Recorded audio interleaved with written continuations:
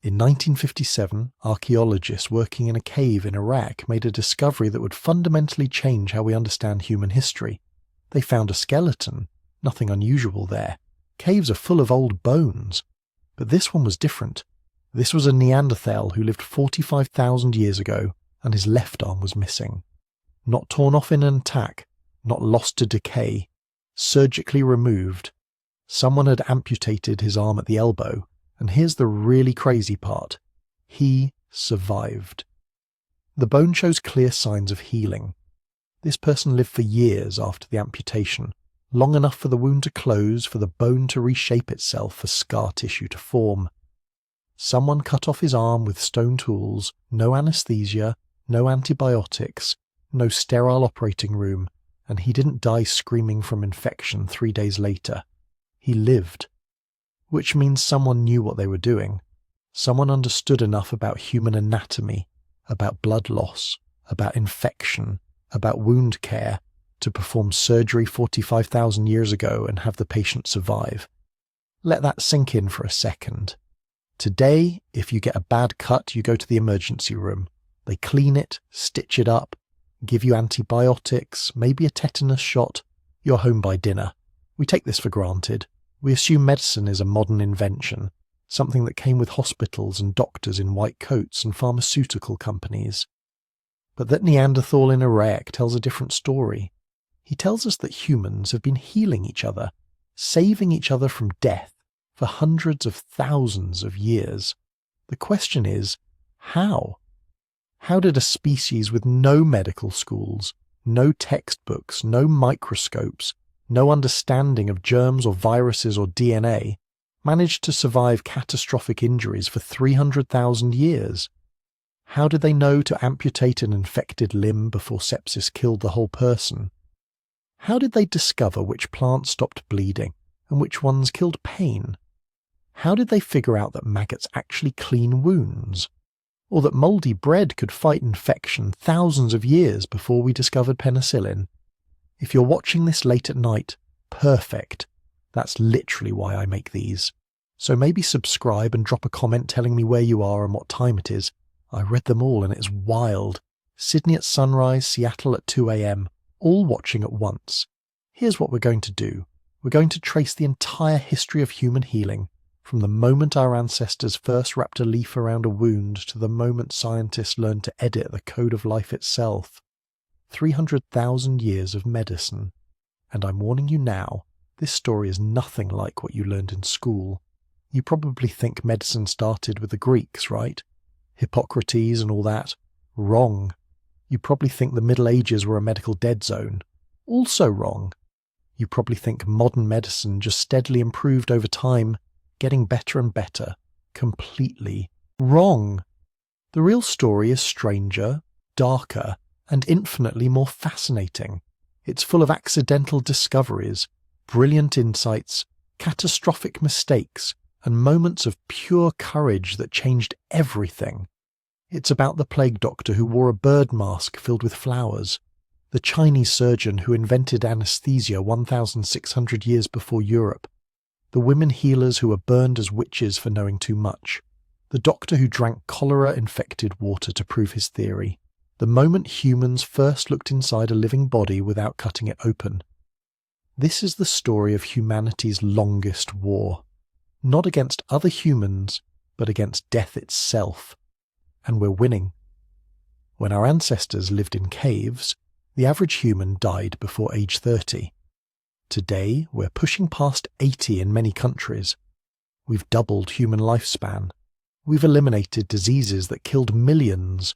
We've learned to transplant hearts, replace joints, cure cancers, restore sight to the blind. But it didn't start in a laboratory.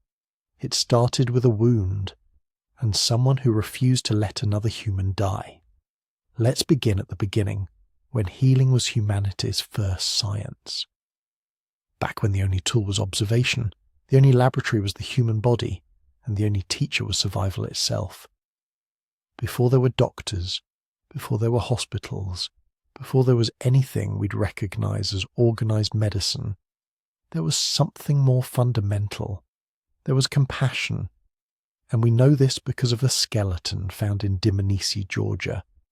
It's 1.77 million years old, belonging to an elderly Homo erectus. And it tells a story that changes everything we thought we knew about when humans started caring for each other. This individual had lost all their teeth years before they died. Not days before, not weeks before, years. In the prehistoric world, losing your teeth was essentially a death sentence. You couldn't process food. You couldn't survive. Except this person did survive, for years. Which means someone was caring for them. Someone was pre-chewing their food, protecting them, keeping them alive when natural selection said they should have died. This wasn't a modern human doing this. Homo sapiens wouldn't exist for another 1.5 million years. This was a completely different species, and they had already figured out the most important principle of medicine, that sometimes survival isn't about being the fittest, it's about being cared for. Fast forward to 800,000 years ago. Remember those Neanderthals we talked about? The ones who evolved in Ice Age Europe? They weren't just surviving the cold, they were developing medicine. We know this because of teeth. Neanderthal teeth, to be specific. When archaeologists analysed the calcified plaque on Neanderthal dental remains from sites across Europe, they found something extraordinary. Chemical residues from yarrow and chamomile. Now here's the thing, yarrow and chamomile taste absolutely terrible.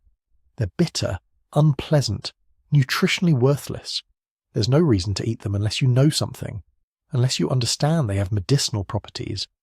Yarrow reduces inflammation and helps blood clot. Chamomile has mild sedative effects and can ease digestive problems. The Neanderthals weren't just randomly chewing on plants, they were self-medicating. They had figured out herbal medicine, but it gets even more fascinating. At one site in Spain, archaeologists found Neanderthal remains with evidence of a serious jaw infection, the kind of infection that would have been agonizing, potentially fatal. Analysis of the teeth showed they had been consuming poplar bark, which contains salicylic acid, the active ingredient in aspirin. They were treating pain with what we would now recognize as a legitimate analgesic. These weren't modern humans.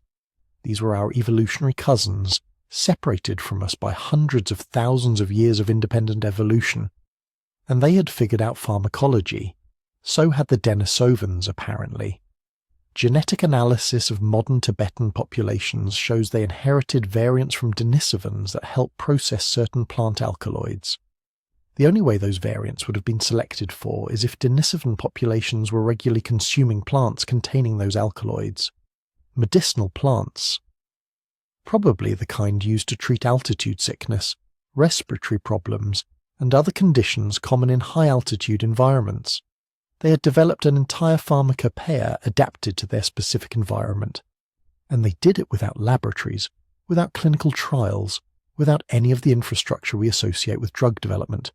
They did it through observation, experimentation, and probably a lot of trial and error that killed people before finding what worked. But prehistoric medicine wasn't just about plants.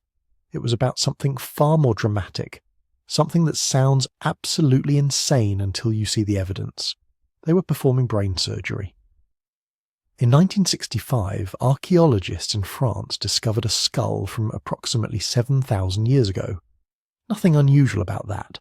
Prehistoric skulls turn up all the time. But this skull had a perfectly circular hole drilled into it, about 2 inches in diameter, clean edges, and here's the crucial detail. The bone around the hole showed signs of healing. This person didn't die during the procedure. They survived. Weeks, maybe months afterward. Someone had drilled a hole in a living person's skull and that person had lived.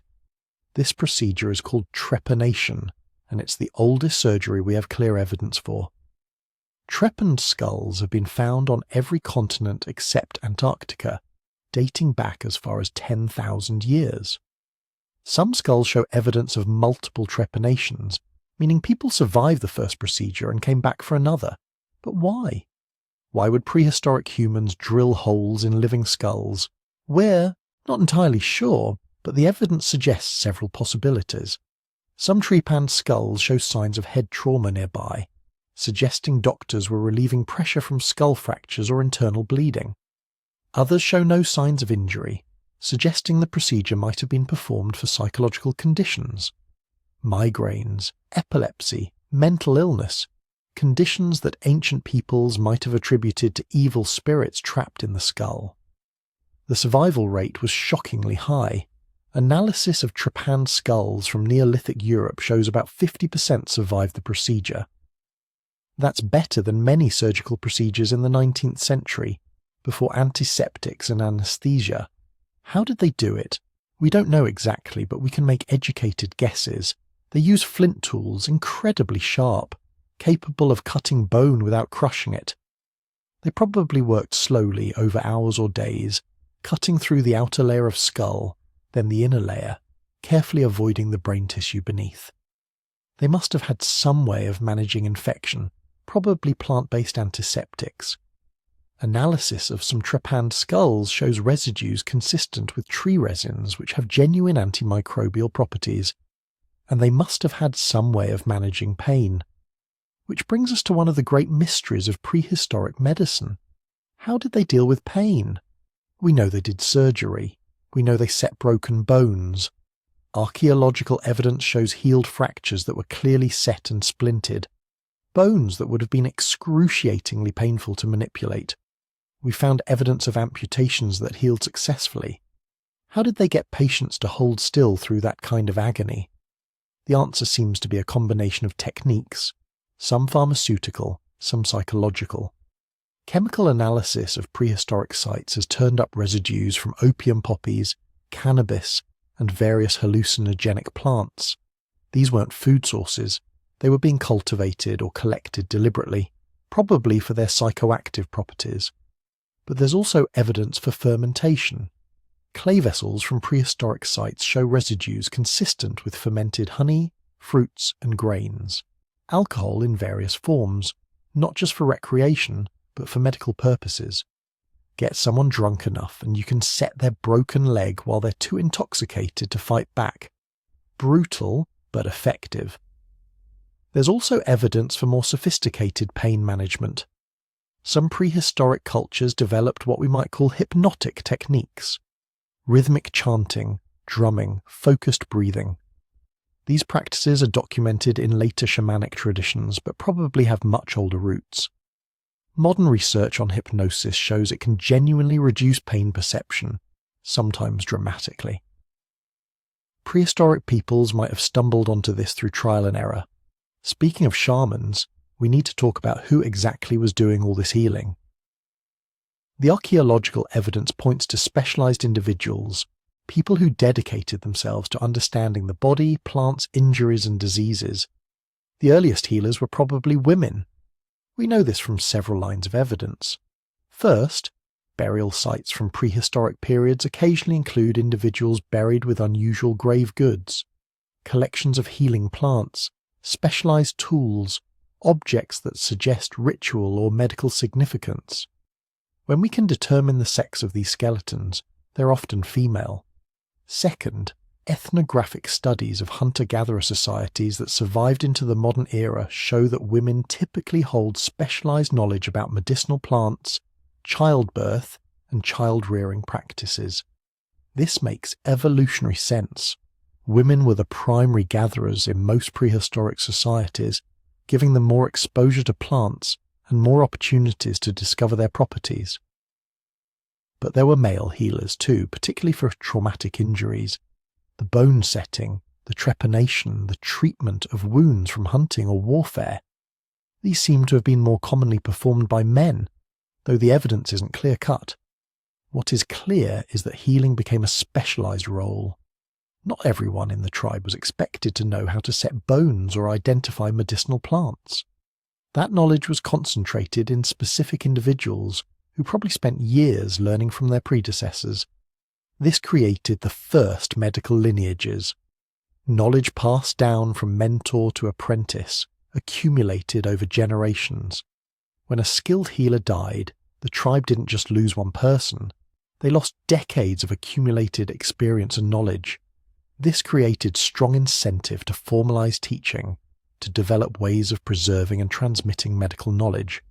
We have evidence for some of this transmission. Cave paintings from France and Spain, dating back 20,000 years or more, include what appear to be anatomical diagrams, images of human figures with internal organs marked, with points on the body highlighted. These might be the world's first medical illustrations, teaching tools used to train new healers. Some researchers think they might even represent early versions of acupuncture or pressure point therapy, though that's controversial. What's not controversial is that Ice Age humans were dealing with brutal medical challenges. Frostbite was probably common, especially among Neanderthal populations living through glacial periods. We have skeletal evidence of frostbite injuries that healed, suggesting people survived severe cases. How? Probably through careful warming, protection of damaged tissue, and prevention of infection. They might have used animal fats to protect exposed skin, insulated frostbitten limbs with fur and moss, and treated subsequent infections with antimicrobial plant preparations. Infections themselves were a constant threat. Any cut, any wound, any broken bone could become infected and turn fatal. Prehistoric healers must have developed protocols for wound care. We know they cleaned wounds, probably with water, possibly with plant preparations. We know they had ways of closing wounds. Analysis of some prehistoric remains shows evidence of suturing, wounds held together with plant fibers or animal sinew. The technique is crude by modern standards, but demonstrates understanding of a basic surgical principle. Get the edges of a wound close together and the body will heal it. They also developed antiseptics, not antibiotics, which require industrial chemistry, but substances that could kill or slow bacterial growth. Tree resins, particularly from conifers, contain compounds that are genuinely antimicrobial. Honey has antimicrobial properties and has been found in contexts suggesting medicinal use. Some plants produce compounds that inhibit bacterial growth. Prehistoric healers wouldn't have understood germ theory, wouldn't have known they were killing bacteria, but they would have noticed that certain treatments reduced the red, swollen, painful infections that killed so many patients. Then there was childbirth. Pregnancy and delivery were among the most dangerous events in a prehistoric woman's life.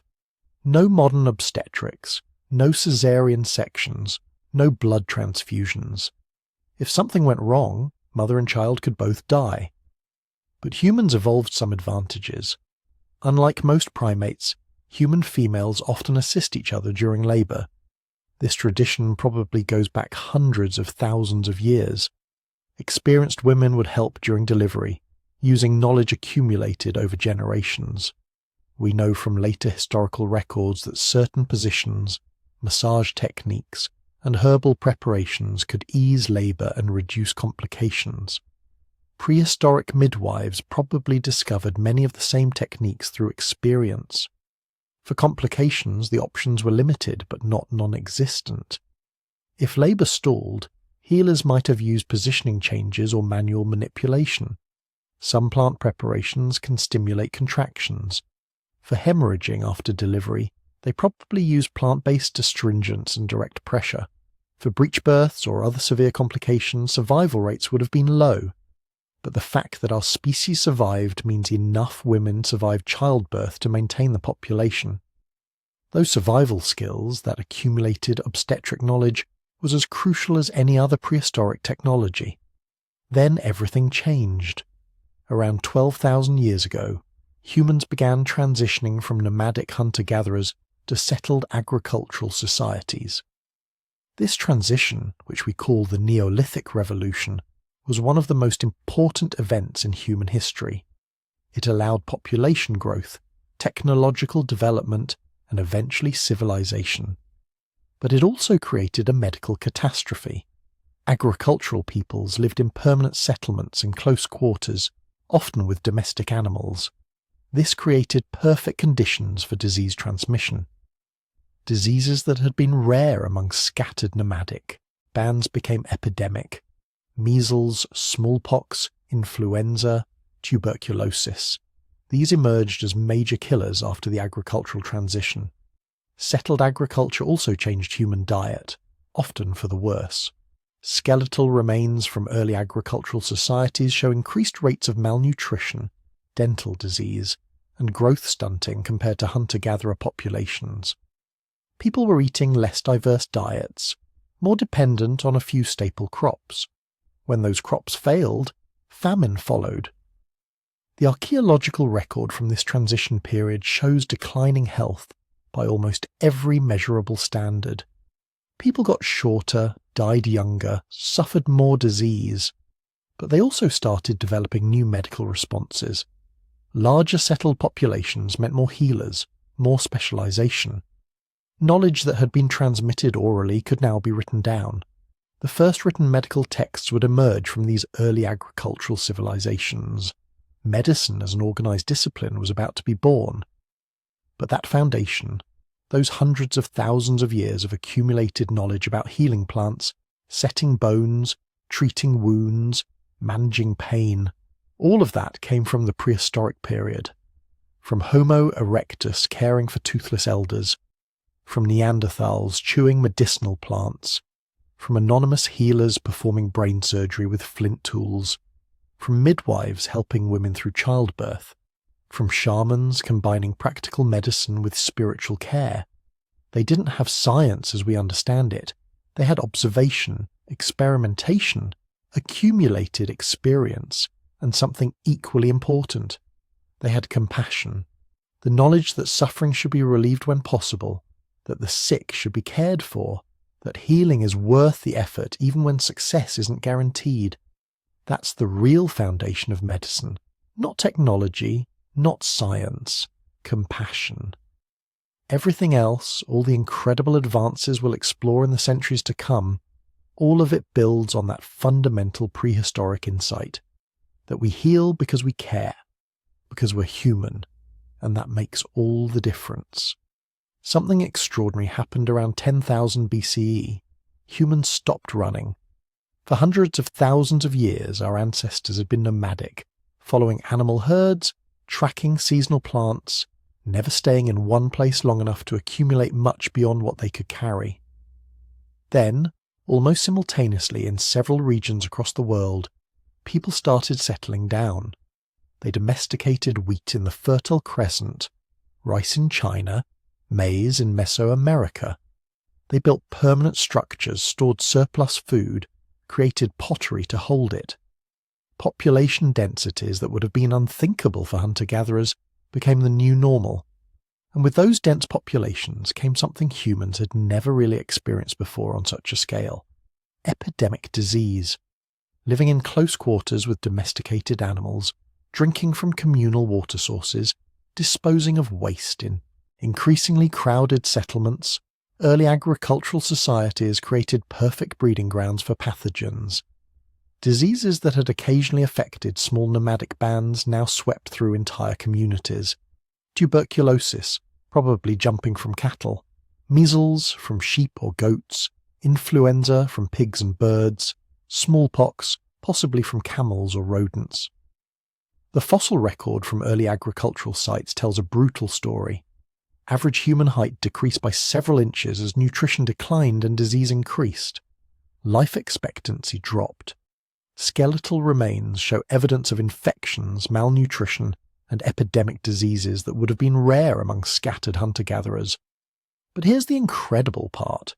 Humans adapted. Not just biologically, though, that happened too, but culturally.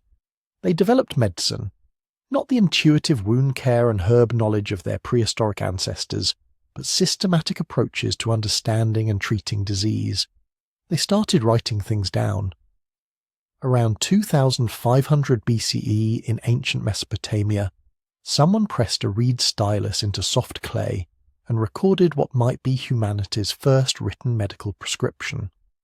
The tablet, discovered thousands of years later in what is now Iraq, contains recipes for treating various ailments. It lists ingredients, plant extracts, mineral compounds, animal products. It provides mixing instructions, dosages, application methods. This wasn't just folk wisdom passed down orally anymore. This was medicine as a reproducible technology. knowledge that could be preserved, studied, and improved across generations. But what's really wild about these early Mesopotamian tablets is what they reveal about how physicians thought. They weren't just listing remedies, they were documenting diagnostic processes. If the patient has these symptoms, consider these possible causes. If treatment A doesn't work, try treatment B. If the condition worsens, adjust the approach. This is algorithmic thinking applied to medicine, decision trees for dealing with disease. These ancient doctors were developing what we'd now call clinical protocols, standardized approaches based on accumulated experience, and they were keeping records. Archaeological evidence suggests Mesopotamian physicians tracked patient outcomes, noted which treatments worked and which didn't, refined their approaches based on results. This is empiricism, the foundation of scientific medicine, happening 4,500 years ago in mud brick cities along the Tigris and Euphrates. Meanwhile, something even more sophisticated was developing in Egypt. The ancient Egyptians had stumbled into an extraordinary medical education opportunity, though not one they'd chosen: mummification. To preserve bodies for the afterlife, Egyptian embalmers had to remove internal organs carefully, treat tissues with preservatives, understand decay processes. This meant they were doing something almost no other ancient culture did systematically, looking inside the human body. Most ancient peoples considered corpses spiritually dangerous, not to be touched or examined. Egyptian religious beliefs happened to require extensive handling of the dead. This gave Egyptian physicians an anatomical education that would have been shocking in most other societies. They understood that the heart pumped blood. They knew the brain existed, though they thought it was relatively unimportant compared to the heart. They could identify the liver, lungs, intestines, and understood at least roughly what they did. This knowledge shows up in the medical papyri, ancient Egyptian medical texts written on papyrus scrolls. The most famous is the Edwin Smith Papyrus, dated to around 1600 BCE, but probably copied from much older sources. This isn't mystical healing, this is systematic surgical medicine. The papyrus describes 48 different traumatic injuries, proceeding methodically from head to toe. For each case, it provides a title describing the injury, an examination procedure to determine severity, a diagnosis, and a treatment plan. Here's what's stunning. The Edwin Smith Papyrus recognizes 3 categories of cases: ailments I can treat, ailments I can fight, and ailments I cannot treat. This is medical triage, honest assessment of what's possible. The author doesn't claim to cure everything. He acknowledges limitations, tells physicians when to attempt treatment and when to provide comfort care only. This is ethical medicine, intellectual humility in the face of disease. The surgical treatments described are remarkably advanced. Suturing wounds with thread, setting broken bones with splints, treating skull fractures, spinal injuries, dislocated joints. There's even a case describing what we'd now call tetanus, documenting the progression of symptoms with clinical precision. And while the papyrus includes some remedies that wouldn't have worked, many are surprisingly reasonable. Honey for wound treatment, which we now know has antibacterial properties. Willow bark for pain relief, which contains the same compound as aspirin. Mouldy bread on infections, essentially a primitive antibiotic since some moulds produce antimicrobial compounds. But Egyptian medicine had limitations too. It was still mixed with magic and religion. Many treatments involved incantations alongside practical medicine. Physicians believed in spiritual causes for some diseases. Still, the practical knowledge was real and effective enough that Egyptian doctors were famous throughout the ancient world. Foreign rulers requested Egyptian physicians. The knowledge spread. Around the same time Egypt was developing its medical traditions, something equally remarkable was happening in India. The Ayurvedic medical system was emerging from the Vedic traditions, and it was sophisticated in ways that would shock most people today. The foundational Ayurvedic texts, compiled between 800 BCE and 200 CE, describe a comprehensive theory of medicine based on balancing three fundamental bodily humours or doshas, vata, pitta, and kapha. Now, we know this humoral theory isn't accurate in modern biochemical terms, but that's not really the point. The point is that ancient Indian physicians were attempting to create a systematic explanatory framework for health and disease. They were theorizing, testing, refining their models based on observed results, and their practical medicine was extraordinary. The Sushruta Samhita, attributed to the physician Sushruta who lived around 600 BCE, describes over 300 surgical procedures and 120 surgical instruments. This text discusses rhinoplasty, reconstructive surgery to rebuild noses. Why? Because in ancient India certain crimes were punished by cutting off the nose. Sushruta developed techniques using forehead skin flaps to reconstruct functional noses for these individuals. He documented the procedures in detail, including how to prevent infection, manage pain, and care for healing tissues. Read that again. Plastic surgery in 600 BCE. Documented systematic, reproducible techniques for reconstructing facial features. The British surgeons who reinvented rhinoplasty in the 18th century actually learned the technique from Indian practitioners who'd been using Sushruta's methods continuously for over 2,000 years. Indian physicians also developed sophisticated procedures for cataract surgery, using a curved needle to push the clouded lens aside and restore vision. They performed lithotomy, removing bladder stones surgically. They understood the importance of cleanliness, requiring surgeons to bathe, wear clean clothes, and use sterilized instruments. They practiced surgical techniques on clay models, animal tissues, and plants before attempting procedures on humans.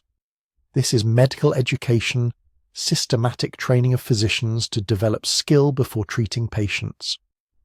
On the other side of the Himalayas, Chinese medicine was developing along different but equally sophisticated lines. By around 200 BCE, physicians in China had developed a comprehensive medical theory based on the concept of qi, life energy flowing through the body along specific pathways called meridians.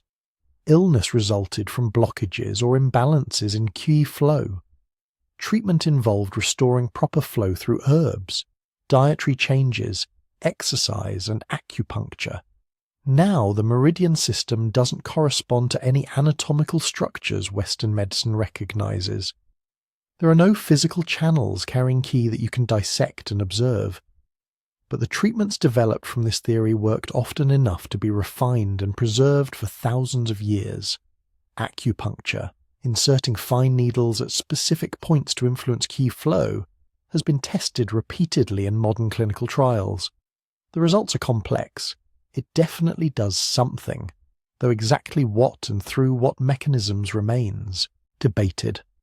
It's effective for some types of pain, nausea, and other conditions. The theoretical framework might be wrong, but the practical observations that led to developing these techniques captured something real about human physiology. Chinese herbal medicine was even more sophisticated. Ancient Chinese physicians tested thousands of plant substances, mineral compounds, and animal products, documenting their effects in enormous pharmacological texts. The Sheneng Benkao Jing, compiled around 200 CE, describes 365 medicines, categorizing them by effects and therapeutic applications. Many of these traditional remedies have been validated by modern chemistry. Ephedra for respiratory conditions contains ephedrine, a proven bronchodilator. Artemisia annua for fever contains artemisinin, now a frontline anti-malarial drug that earned its discoverer a Nobel Prize. Chinese medicine preserved knowledge of treatments that modern medicine would later rediscover and explain through different theoretical frameworks. But the most revolutionary transformation in ancient medicine happened in Greece, starting around 400 BCE with a physician named Hippocrates. What made Hippocrates different wasn't better surgical techniques or more effective remedies. What made him revolutionary was his epistemology, his theory of knowledge and how to acquire it. Hippocrates looked at disease and said something radical. This isn't divine punishment, and it's not caused by demons or evil spirits. Disease has natural causes, and we can understand those causes through observation and reason. This might seem obvious now, but in the ancient world it was genuinely shocking. Most cultures attributed disease to supernatural forces, angry gods, curses, spiritual contamination, demonic possession. Treatment involved appeasing the gods, casting out demons, performing purification rituals. Hippocrates rejected all of this. He insisted that diseases arose from natural imbalances in the body's four humours: blood, phlegm, yellow bile and black bile, and could be treated through natural means: diet, rest, herbal remedies, sometimes surgery. His humoral theory was wrong, obviously. We don't have four humours, and balancing them doesn't cure disease. But Hippocrates established something far more important than any specific theory: the principle that medicine should be based on observation, reason, and natural explanation, rather than superstition and prayer. He taught physicians to observe patients carefully, document symptoms precisely, track disease progression, and learn from both successes and failures. Most importantly, Hippocrates established medical ethics. The famous Hippocratic Oath, probably not written by Hippocrates himself but emerging from his school, committed physicians to benefiting patients, avoiding harm, maintaining confidentiality, and refusing to abuse their position. First, do no harm became medicine's fundamental principle. This created medicine as a profession, not just a technical skill, but a moral calling requiring practitioners to subordinate their own interest to patient welfare. Greek medicine spread throughout the Mediterranean as Alexander the Great's conquest created a unified cultural sphere. Medical knowledge from Egypt, Mesopotamia, Persia, and India flowed into Greek learning centres. The Great Library of Alexandria in Egypt became the world's first medical research institution, where physicians could study texts from across the known world, compare different approaches, and develop new theories. Then came the Romans, who weren't particularly interested in medical theory, but were brilliant at practical implementation. Roman civilization made one of history's most important contributions to human health: public health infrastructure. They built aqueducts to supply cities with clean water. They constructed elaborate sewage systems to remove waste. They established public baths where citizens could maintain hygiene. They created the first building codes requiring proper ventilation and sanitation. These measures probably saved more lives than any individual medical treatment of the ancient world. Clean water and effective sanitation prevent cholera, typhoid, dysentery, and countless other diseases. Roman engineering did more for public health than all the physicians of antiquity combined. They also developed military medicine, creating the first field hospitals where wounded soldiers could receive systematic care. Each Roman legion had medical personnel, equipped with surgical instruments, trained in wound treatment, organised to provide care efficiently during campaigns. This saved countless lives and ensured Roman military dominance for centuries. But the most influential figure in ancient medicine emerged in the late Roman period: Galen of Pergamon, practicing around 150 CE. Galen was extraordinarily skilled. He served as physician to gladiators, where he treated traumatic injuries and learned anatomy from the wounds he observed. He conducted animal dissections, describing muscles, bones, organs, and blood vessels in unprecedented detail. He performed public demonstrations of surgical procedures, proving his anatomical knowledge and skill. Most importantly, Galen wrote extensively, producing hundreds of texts that synthesized all previous medical knowledge while adding his own observations and theories. His works became the foundation of medical education for the next 1,400 years. Every medieval physician learned anatomy from Galen, therapy from Galen, theory from Galen. Here's the problem: Galen was wrong about a lot of things. He never dissected human bodies, only animals, so his anatomical descriptions contain significant errors. He believed blood was continuously produced by the liver and consumed by the tissues, not circulated in a closed loop by the heart. He thought the brain secreted mucus that drained out the nose. He attributed too much importance to the humoral theory, which, while useful as a framework, didn't actually explain disease mechanisms. But Galen's authority became so overwhelming that questioning his conclusions seemed almost heretical. His texts were preserved, translated and studied for over a millennium, becoming medical dogma rather than starting points for investigation. Medieval and Renaissance physicians would struggle to reconcile Galen's errors with their own observations, often assuming they must be misunderstanding rather than that Galen might be mistaken. This intellectual rigidity would hold medicine back for centuries, and then came disaster.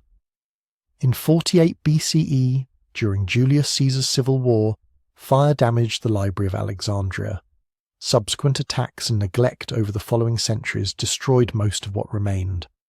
By 400 CE, the greatest collection of ancient knowledge ever assembled was largely gone. We don't know exactly what was lost. That's the cruel irony.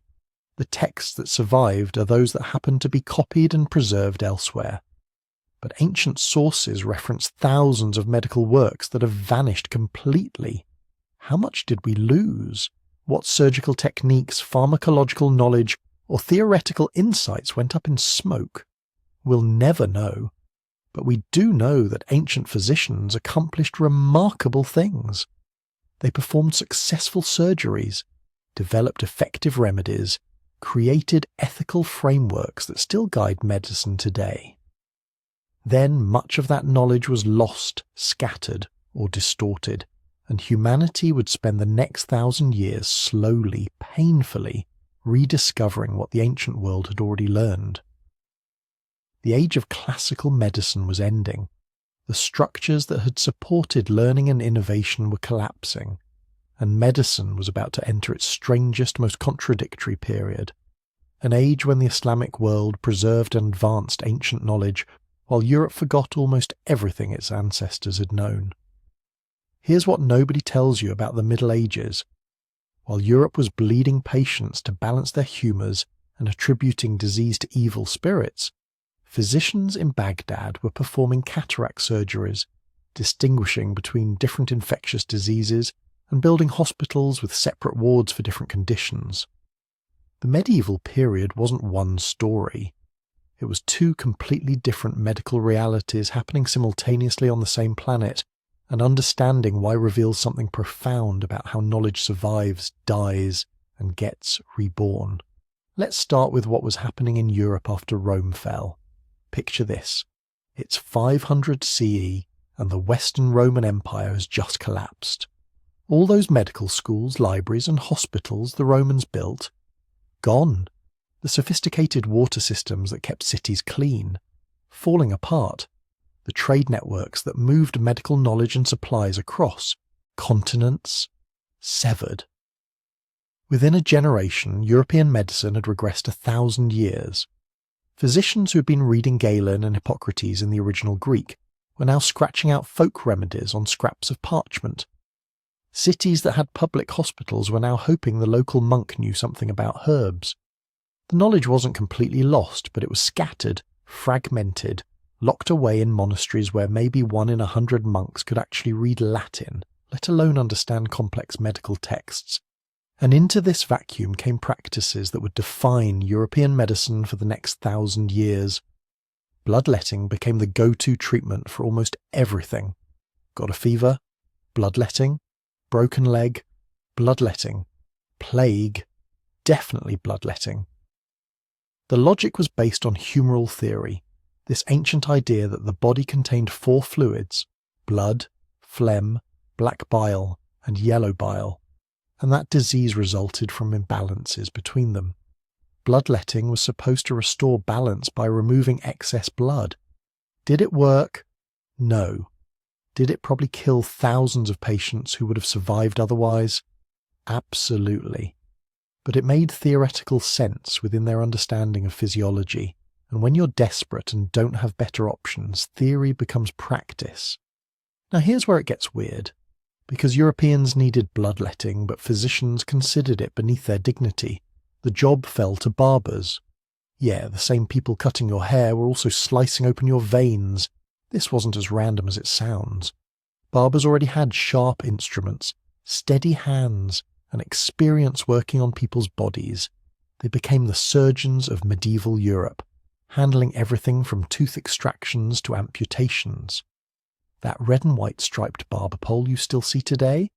Those are the colours of blood and bandages. You're looking at a medieval surgical advertisement every time you walk past one. But while Europe was having barbers perform surgery, something completely different was happening in the Islamic world. Starting around 750 CE, a scientific revolution was unfolding across the Middle East, North Africa and Spain. We call it the Islamic Golden Age, and in terms of medical advancement, it was golden in ways Europe wouldn't match for another 700 years. The Abbasid Caliphate, centered in Baghdad, became the intellectual capital of the world. Scholars were translating every Greek and Roman medical text they could find. Not just translating, but annotating, correcting, and expanding on them. They built libraries that held hundreds of thousands of manuscripts. They established hospitals that made Roman medical facilities look primitive. And then came the physicians who would change everything. First, meet Abu Bakr al-Razi, known in the West as Razors. Born in 854 CE in Persia, this guy was a practicing physician, chemist, and philosopher who ran hospitals in both Ray and Baghdad. His greatest achievement? He was the first physician in history to clearly distinguish smallpox from measles. This might not sound revolutionary, but think about what it meant. Before al-Razi, these two devastating diseases were treated as one condition. Physicians didn't know which patients would develop pustules, which would develop rashes, which treatments worked for what. Al-Razi observed hundreds of cases, documented their different symptoms, tracked their different progressions, and wrote a detailed clinical description that physicians could use to diagnose and treat each disease appropriately. He wasn't guessing. He was doing systematic clinical observation, the foundation of modern medicine. But al-Razi was just warming up. He wrote over 200 books and treatises on everything from medical ethics to kidney stones to psychiatric therapy. He pioneered the use of animal gut for sutures. He developed mercury ointments for skin diseases. Most remarkably for his time, he insisted on treating poor patients with the same care as wealthy ones. His book, The Diseases of Children, was the first medical text to treat pediatrics as a separate specialty requiring different approaches than adult medicine. He was creating the framework for specialized medicine 1,000 years before Europe caught up. Then came Ibn Sina, known in the West as Avicenna. If al-Razi was revolutionary, Ibn Sina was transcendent. Born in 980 CE near Bukhara in present-day Uzbekistan, this man was a genius in the truest sense. By age 18, he had memorized the Quran and mastered mathematics, astronomy, and medicine. By 21, he was writing books that would dominate medical education for the next 600 years. His masterwork, The Canon of Medicine, was essentially a 5-volume medical encyclopedia that systematized all existing medical knowledge, Greek, Roman, Persian, Indian, and added his own extensive observations and theories. The canon was extraordinary. It described the contagious nature of infectious diseases, suggesting they spread through tiny organisms in water and air. This was germ theory, 800 years before Pasteur and Koch. It explained how to conduct systematic drug trials, testing medications on animals before humans, varying doses to find optimal treatments, observing side effects carefully. It described meningitis, distinguished it from other diseases affecting the brain. It provided detailed anatomical descriptions based on dissection when European physicians were still forbidden from touching corpses. The canon became the standard medical textbook in both the Islamic world and later in Europe, used in medical schools well into the 1600s. When European medicine finally started advancing again during the Renaissance, they did it by reading translations of Ibn Sina. Islamic hospitals during this period were unlike anything in Europe. The Adudi Hospital in Baghdad had 24 physicians on staff, specialised wards for different diseases, a pharmacy, a library, and lecture halls for teaching. The Al-Mansuri Hospital in Cairo had separate wards for men and women, inpatient and outpatient facilities, gardens for medicinal plants, and running water in every room. They didn't charge patients. Treatment was free, funded by wealthy endowments and government support. The idea was that healthcare was a religious and civic duty, not a commercial transaction. Meanwhile, back in Europe, medicine was slowly crawling forward, but in strange and limited ways. The main centres of medical knowledge were monasteries. Monks and nuns became the healers of medieval Europe, not because they were trained physicians, but because they were literate and had access to the few medical texts that had survived Rome's collapse. They cultivated herb gardens with dozens of medicinal plants, sage for inflammation, feverfew for headaches, St. John's wort for wounds. They established infirmaries, the predecessors of hospitals, where sick travellers and local villagers could receive basic care. They copied medical manuscripts by hand, preserving fragments of ancient knowledge that would otherwise have been lost. But monastic medicine had severe limitations. Monks couldn't perform surgery. They couldn't study anatomy through dissection. Church doctrine emphasized spiritual healing over physical intervention.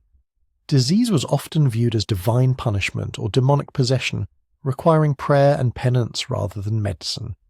The most advanced medical care many Europeans received was herbal tea and prayer. Then in 1347 everything changed. Ships arrived in Sicily carrying rats. The rats carried fleas. The fleas carried Yersinia pestis, the bacterium that causes bubonic plague. Within 5 years, the Black Death had killed between 75 and 200 million people, roughly a third of Europe's population. Entire villages disappeared. Cities lost half their inhabitants. The social order collapsed, and paradoxically, this catastrophe advanced medical understanding more than the previous 500 years combined. Because when a third of the population dies, and nothing you try makes any difference, traditional medical authority breaks down. Bloodletting doesn't work. Prayer doesn't work. Fleeing doesn't work. Physicians were dying at the same rates as everyone else, proving they didn't understand disease any better than peasants. This crisis forced European medicine to start asking harder questions. Physicians began systematic observation of plague symptoms. They documented how it spread, noting it seemed to pass from person to person through close contact. They tried quarantine measures, isolating sick individuals and establishing the first systematic public health policies. These measures didn't stop the plague. Bacteria were still centuries from discovery, but they represented a shift toward empirical thinking. Observation over theory, results over tradition. The plague also created opportunities. With so many physicians dead, there was suddenly space for new practitioners. Surgeons, who had been considered mere craftsmen, gained status and legitimacy. Universities that had previously only taught theory began accepting the need for practical anatomical training. The religious prohibitions against dissection started weakening, because understanding the body became an urgent necessity, not an academic luxury. And medieval surgery was more sophisticated than most people realize. Surgeons were performing cataract couching, pushing the clouded lens aside to restore vision. They were conducting caesarean sections to save mothers or babies during obstructed births. They were repairing hernias, removing bladder stones, and setting complex fractures. A 13th century surgical text by Henri de Mondeville describes procedures that wouldn't seem out of place in an 18th century hospital. The gap wasn't in surgical skill, but in understanding infection and antisepsis. Medieval surgeons could successfully operate, but their patients often died of sepsis days later, because nobody understood sterile technique. Women played crucial but complicated roles in medieval medicine. As midwives, they managed most childbirth, drawing on knowledge passed down through generations. As herbalists and healers, they treated local communities, especially the poor who couldn't afford university-trained physicians. Some women even practiced surgery. Historical records mention female surgeons in Italy and France, though they were rare exceptions. But as medicine became more formalized and professionalized during the late medieval period, women were increasingly excluded. Universities didn't admit them. Guilds wouldn't license them. And as their informal authority was challenged, many female healers faced accusations of witchcraft. The witch trials that began in the late medieval period and exploded during the early modern era targeted women healers disproportionately. If you were a woman with medical knowledge, especially knowledge of herbs that could cause abortions or relieve pain, you were suspect. If your treatments worked, you might be accused of using magic. If they failed, you might be blamed for deliberately harming patients. Tens of thousands of women were executed, and with them died generations of medical knowledge that had never been written down. Medieval mental health treatment was equally contradictory. Some Islamic physicians like Al-Razi advocated humane treatment, proper environments, and psychological therapy for mental illness. Some European monasteries provided compassionate care, believing mental affliction deserved the same kindness as physical disease. But many mentally ill people were imprisoned, chained, beaten, or killed, viewed as possessed by demons rather than suffering from disease. The gap between the best and worst treatment was vast, depending entirely on where you lived and who was caring for you. By 1450, as the medieval period ended, European medicine was finally beginning to catch up. The printing press was about to revolutionize knowledge distribution. Universities were expanding. Ancient texts, including Arabic translations of Greek works, were flooding back into Europe through Spain and Italy. The Renaissance was dawning, and with it would come an explosion of anatomical discovery and scientific methodology. But the medieval paradox had taught medicine something crucial. Knowledge is fragile. It can be lost, scattered, forgotten. The Islamic Golden Age preserved and advanced medicine while Europe regressed. Then Europe slowly rebuilt what it had lost, eventually surpassing its teachers.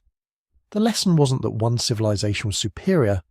The lesson was that medical progress requires institutional support, intellectual freedom, empirical observation, and the humility to learn from anyone who has knowledge worth sharing, regardless of their religion, nationality, or gender. The physicians who would create modern medicine in the coming centuries would need all these lessons, and they were about to get their chance. Picture this. It's 1543 in Padua, Italy. You're standing in a crowded anatomy theatre, packed shoulder to shoulder with hundreds of students, physicians, and curious citizens. Everyone's craning their necks to see the centre of the room, where a young Belgian anatomist named Andreas Vesalius is about to do something revolutionary. He's about to prove that everything medicine has believed for 1,400 years is wrong. Vesalius doesn't use an assistant to do the dirty work while he lectures from a high chair like traditional professors. No, he rolls up his sleeves and cuts into the cadaver himself, dissecting with precision, pointing out structures, inviting students to come closer to see with their own eyes. And what they see changes everything. The human jawbone isn't in two pieces like Galen claimed. It's one continuous bone. The liver doesn't have 5 lobes. The sternum isn't made of 7 segments. The blood vessels don't originate in the liver. Structure after structure, Vesalius is systematically demolishing the anatomical authority that has dominated medicine since the Roman Empire. The crowd is stunned, some are thrilled, others are furious. Because Galen wasn't just any physician. He was the physician, the unquestioned authority whose texts had been copied, studied, and revered for 14 centuries. Questioning Galen was like questioning the Bible. It was heresy. It was dangerous. It was absolutely necessary. Vesalius published his findings that same year in a book called De Humani Corporis Fabrica, on the fabric of the human body. 7 volumes of meticulous anatomical illustrations showing the human body as it actually was, not as ancient authorities claimed it should be. The drawings were revolutionary, created in collaboration with artists from Titian's workshop. They showed muscles, bones, organs, and vessels with unprecedented accuracy. For the first time in history, physicians could study human anatomy without access to actual cadavers. But here's what made Vesalius's revolution possible. It wasn't just his skill as an anatomist or his courage in challenging authority. It was a machine, a relatively simple machine invented 70 years earlier by a German goldsmith named Johannes Gutenberg, the printing press. Before the printing press, medical knowledge spread through hand-copied manuscripts. Slow, expensive, prone to copying errors. A single medical text could take months to reproduce and might contain only what the copyist thought important. Controversial ideas could be suppressed simply by refusing to copy them. Innovation moved at the speed of monks with quill pens. The printing press changed everything. Vesalius's anatomy text was printed in hundreds of copies that spread across Europe within months. Other physicians could verify his observations, correct his errors, build on his discoveries. Within a generation, medical schools across Europe were incorporating his anatomical insights into their curricula. Knowledge was no longer locked away in monastery libraries or controlled by a small elite. It was becoming democratic, accessible, unstoppable. And the floodgates opened. Medical innovation began accelerating at a pace that would have been unimaginable just decades earlier. New books appeared challenging not just Galen's anatomy, but the entire framework of ancient medicine. Enter Paracelsus, a Swiss physician who made Vesalius look polite by comparison. In 1527, Paracelsus celebrated his appointment as city physician of Basel by publicly burning the works of Galen and Avicenna in front of his students. Not metaphorically, actually burning them. He declared that his shoe buckles knew more than those ancient authorities, that the beard on his chin was more learned than all the professors who blindly followed outdated dogma. Paracelsus was many things: arrogant, difficult, possibly alcoholic, definitely impossible to work with. He lasted less than a year in Basel before being essentially run out of town. But he was also brilliant, and his ideas would transform medicine in ways that are still relevant today. He rejected the ancient theory of the 4 humours entirely. Instead, he proposed that diseases were caused by external agents, specific things that entered the body and caused specific illnesses. This was radical. For thousands of years, medicine had viewed disease as an internal imbalance. Paracelsus was saying, no, diseases come from outside, they have specific causes. And if they have specific causes, they might have specific cures. This led him to pioneer chemical pharmacology. Instead of treating illnesses with plant remedies and attempts to balance humours, Paracelsus experimented with minerals, metals, and chemical compounds. He was the first physician to use chemicals like mercury, sulfur, iron, and copper sulfate as medicines. Some of his treatments were toxic, dangerous, occasionally fatal. But some worked, and his fundamental insight that diseases required specific chemical treatments would eventually lead to modern pharmacology. He also introduced the concept of dose making the poison. The same substance could cure or kill depending on the amount. This seems obvious now, but it was revolutionary at the time. It meant that even toxic substances could be medicines if used correctly. Every modern medication, every careful dosage calculation, every warning label about proper use traces back to Paracelsus's insight. But while European physicians were revolutionizing anatomy and chemistry, something else was happening that would have even more profound medical consequences. Europeans were sailing to the Americas, and they were bringing death with them. The Columbian Exchange, the massive transfer of plants, animals, people, and yes, diseases between the Old World and the New, created the greatest epidemiological catastrophe in human history. Within a century of Columbus's arrival, Somewhere between 56 and 90% of the indigenous population of the Americas was dead.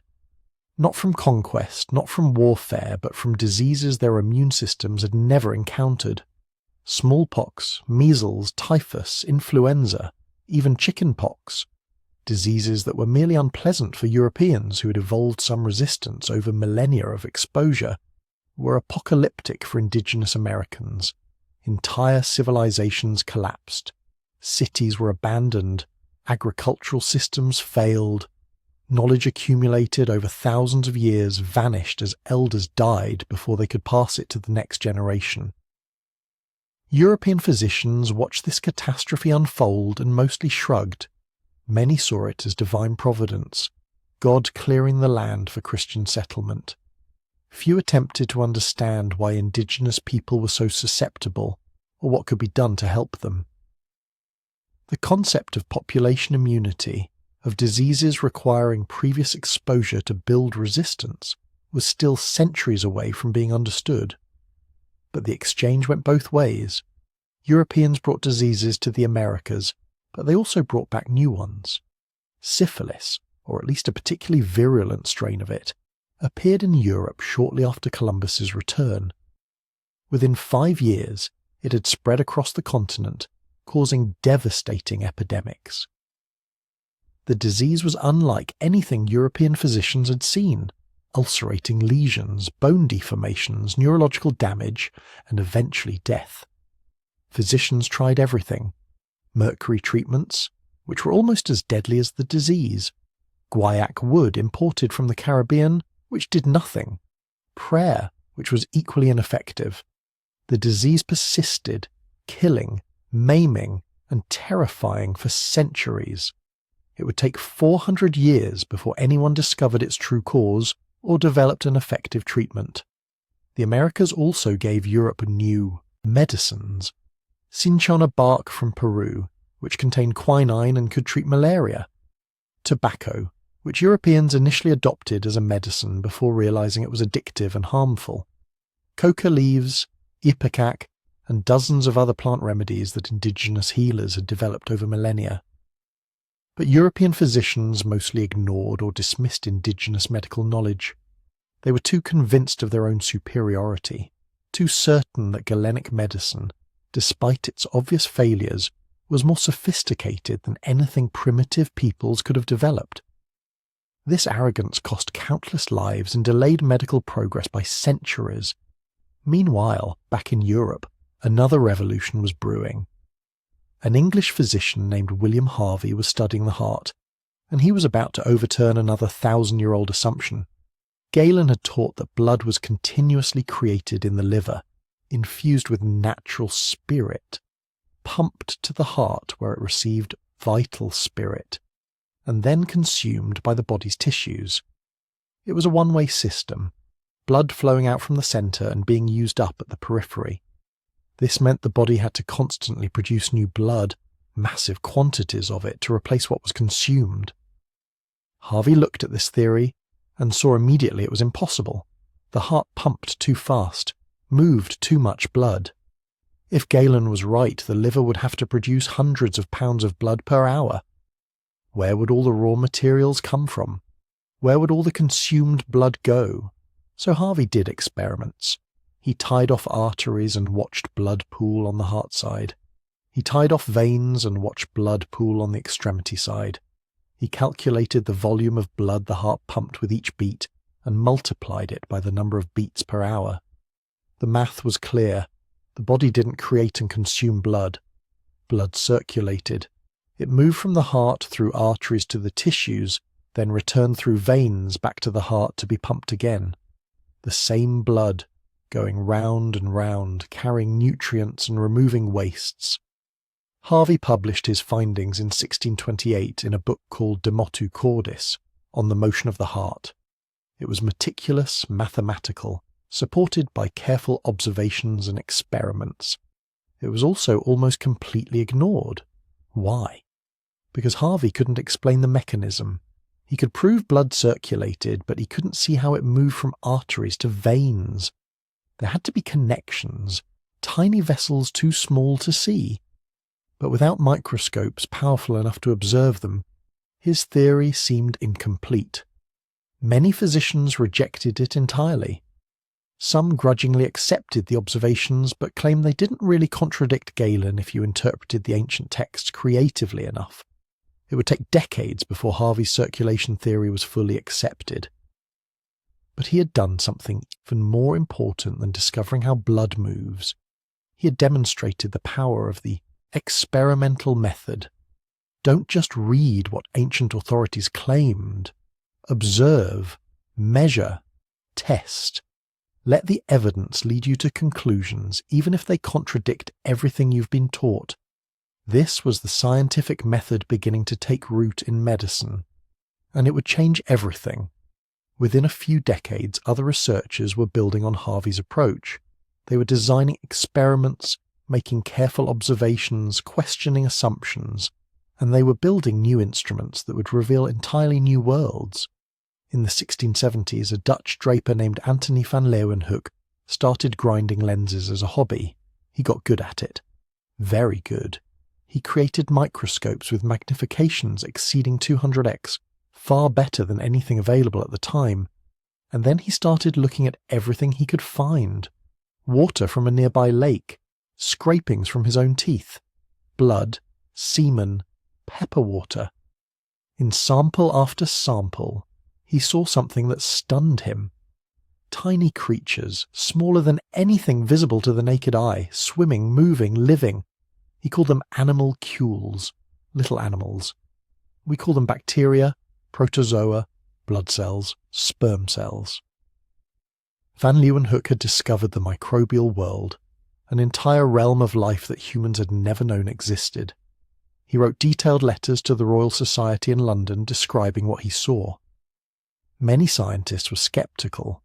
Invisible creatures. It sounded like fantasy. But those who could replicate his microscopes confirmed his observations.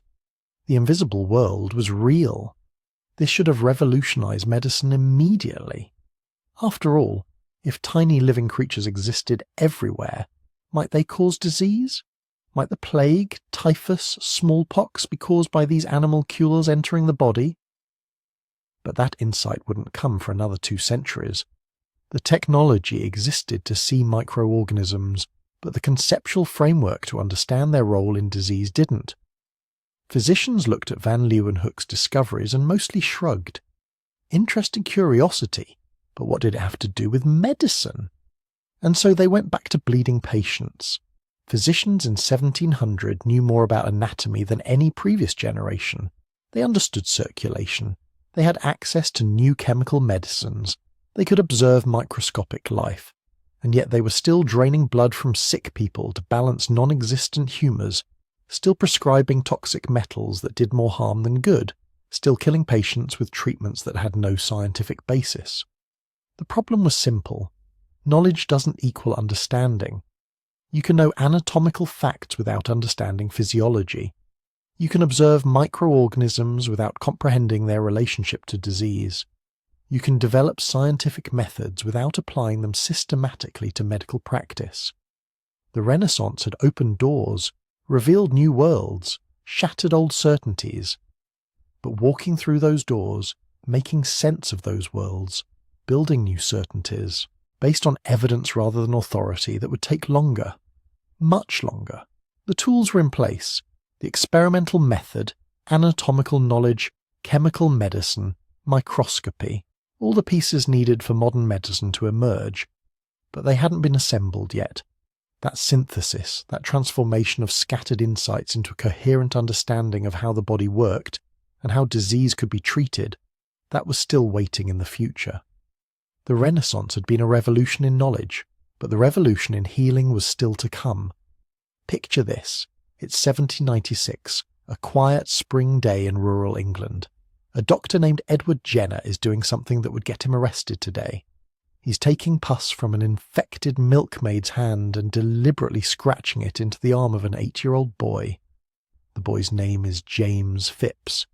He's the son of Jenner's gardener, and Jenner is about to perform one of the most dangerous experiments in medical history. The milkmaid, Sarah Nelmes, has cowpox, a relatively mild disease that dairy workers often caught from infected cattle. Her hand is covered in pustules, oozing and painful, but not life-threatening. Jenner has a theory. He's noticed that milkmaids rarely get smallpox, the disease that kills 400,000 Europeans every year, that leaves survivors blind and scarred, that causes mothers to wait weeks before naming their children because so many die in infancy. He thinks cowpox somehow protects against smallpox, so he takes material from Sarah's pustules and inoculates young James. Then he waits. Days pass. James develops a mild fever, a small sore at the inoculation site. Nothing serious. He recovers within a week, and then Jenner does something truly audacious. 6 weeks later, he deliberately exposes James to smallpox. He inoculates the boy with material from an active smallpox case. The kind of infection that kills 1 in 3 people who catch it. If Jenner is wrong, he's just murdered a child. If he's right, he's about to change human history forever. James doesn't get sick, not even mildly. The smallpox simply doesn't take. His immune system, primed by the cowpox exposure, recognizes and destroys the smallpox virus before it can establish infection. Jenner has just discovered vaccination, not just a treatment for one disease, but a fundamental principle of immunology that would eventually save more lives than any other medical intervention in human history. Within a few years, vaccination spreads across Europe. Within decades, it reaches every continent. Within 2 centuries, smallpox becomes the first and only human disease ever completely eradicated from Earth. The last natural case occurs in Somalia in 1977. A disease that had killed billions throughout human history simply gone. Jenner hadn't just treated a disease, he'd defeated it, permanently. But here's the dark irony. While Jenner was making this breakthrough in rural England, most European hospitals were death traps, literal killing grounds where more people died from coming to the hospital than from whatever brought them there in the first place. Walk into a typical 18th century hospital and the smell hits you first. Putrefaction, excrement, gangrene. Patients lie 6 to a bed, sometimes mixing surgical cases with fever patients, the dying with those who might recover. There are no hand-washing stations. Doctors move from autopsy to surgery without cleaning their instruments or their hands. They wear the same blood-crusted coats day after day, treating the stains as badges of experience.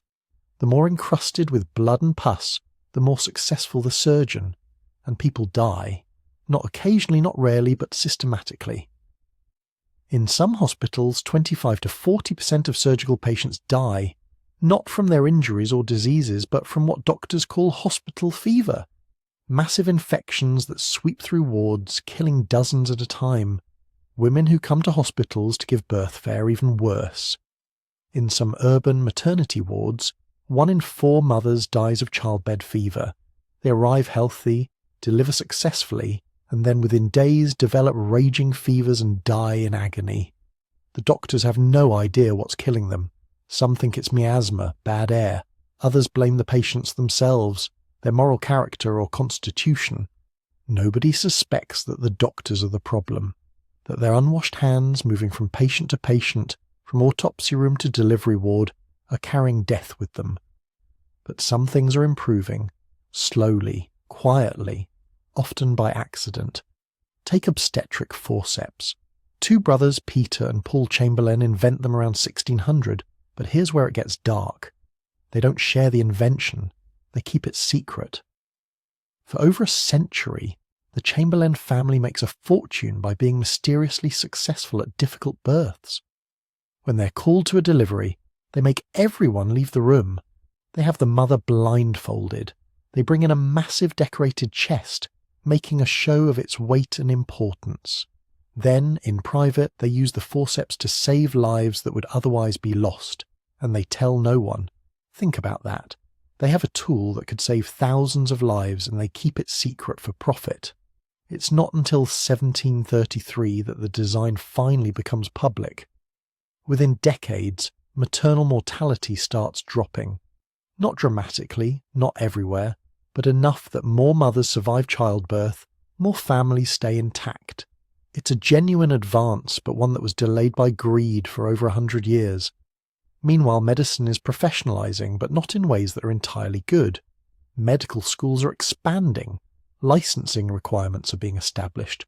Doctors are forming professional associations to regulate practice and maintain standards. Sounds positive, right? Except they're also using these new powers to eliminate competition. Folk healers, mostly women, who have been caring for their communities for generations, suddenly find themselves prosecuted for practicing without licenses. Midwives are pushed aside by male obstetricians despite often having better outcomes. Traditional herbal remedies are dismissed as superstition even when they work. The professionalization of medicine isn't just about raising standards. It's about controlling who gets to heal, who gets to profit, and whose knowledge counts as legitimate. And that opens the door for something strange.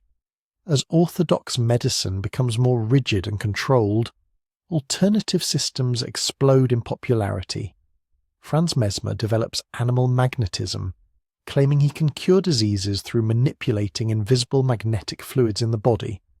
He treats patients in darkened rooms, waving magnetized iron rods while dramatic music plays. It's complete nonsense, but it works, at least sometimes, because Mesmer has accidentally discovered the placebo effect and the power of suggestion. Then comes Samuel Hahnemann with homeopathy. His theory is that substances that cause symptoms in healthy people can cure those same symptoms in sick people, if diluted to astronomical degrees. He's talking about dilutions so extreme that not a single molecule of the original substance remains. Just water, treated as if it remembers what was once dissolved in it. By any rational standard, it shouldn't work, and controlled studies consistently show it doesn't work better than placebo. But in the early 1800s, when orthodox medicine's main treatments are bloodletting, purging, and mercury poisoning, homeopathy's gentle approach of doing essentially nothing actually produces better outcomes. Patients recover because homeopathy doesn't actively harm them, unlike conventional treatments. The age of Enlightenment is producing enlightenment and nonsense in equal measure. But something genuinely revolutionary is also happening quietly in the asylums. For centuries, the mentally ill have been treated worse than animals. Chained to walls, kept in cages, beaten when they act out. Most people believe mental illness is demon possession or moral failing. Asylums are more like prisons than hospitals. Then, in 1793, Philippe Pinel walks into the Bicêtre hospital in Paris during the chaos of the French Revolution. He's just been appointed physician to the insane, and he does something unprecedented. He unchains the patients. His colleagues think he's insane himself. These are dangerous madmen, they warn. They'll kill you. They'll escape and terrorize the city. Pinel does it anyway. He removes the chains, improves the living conditions, starts treating patients with kindness and respect. And something remarkable happens. The patients calm down, many improve, some recover enough to leave the asylum.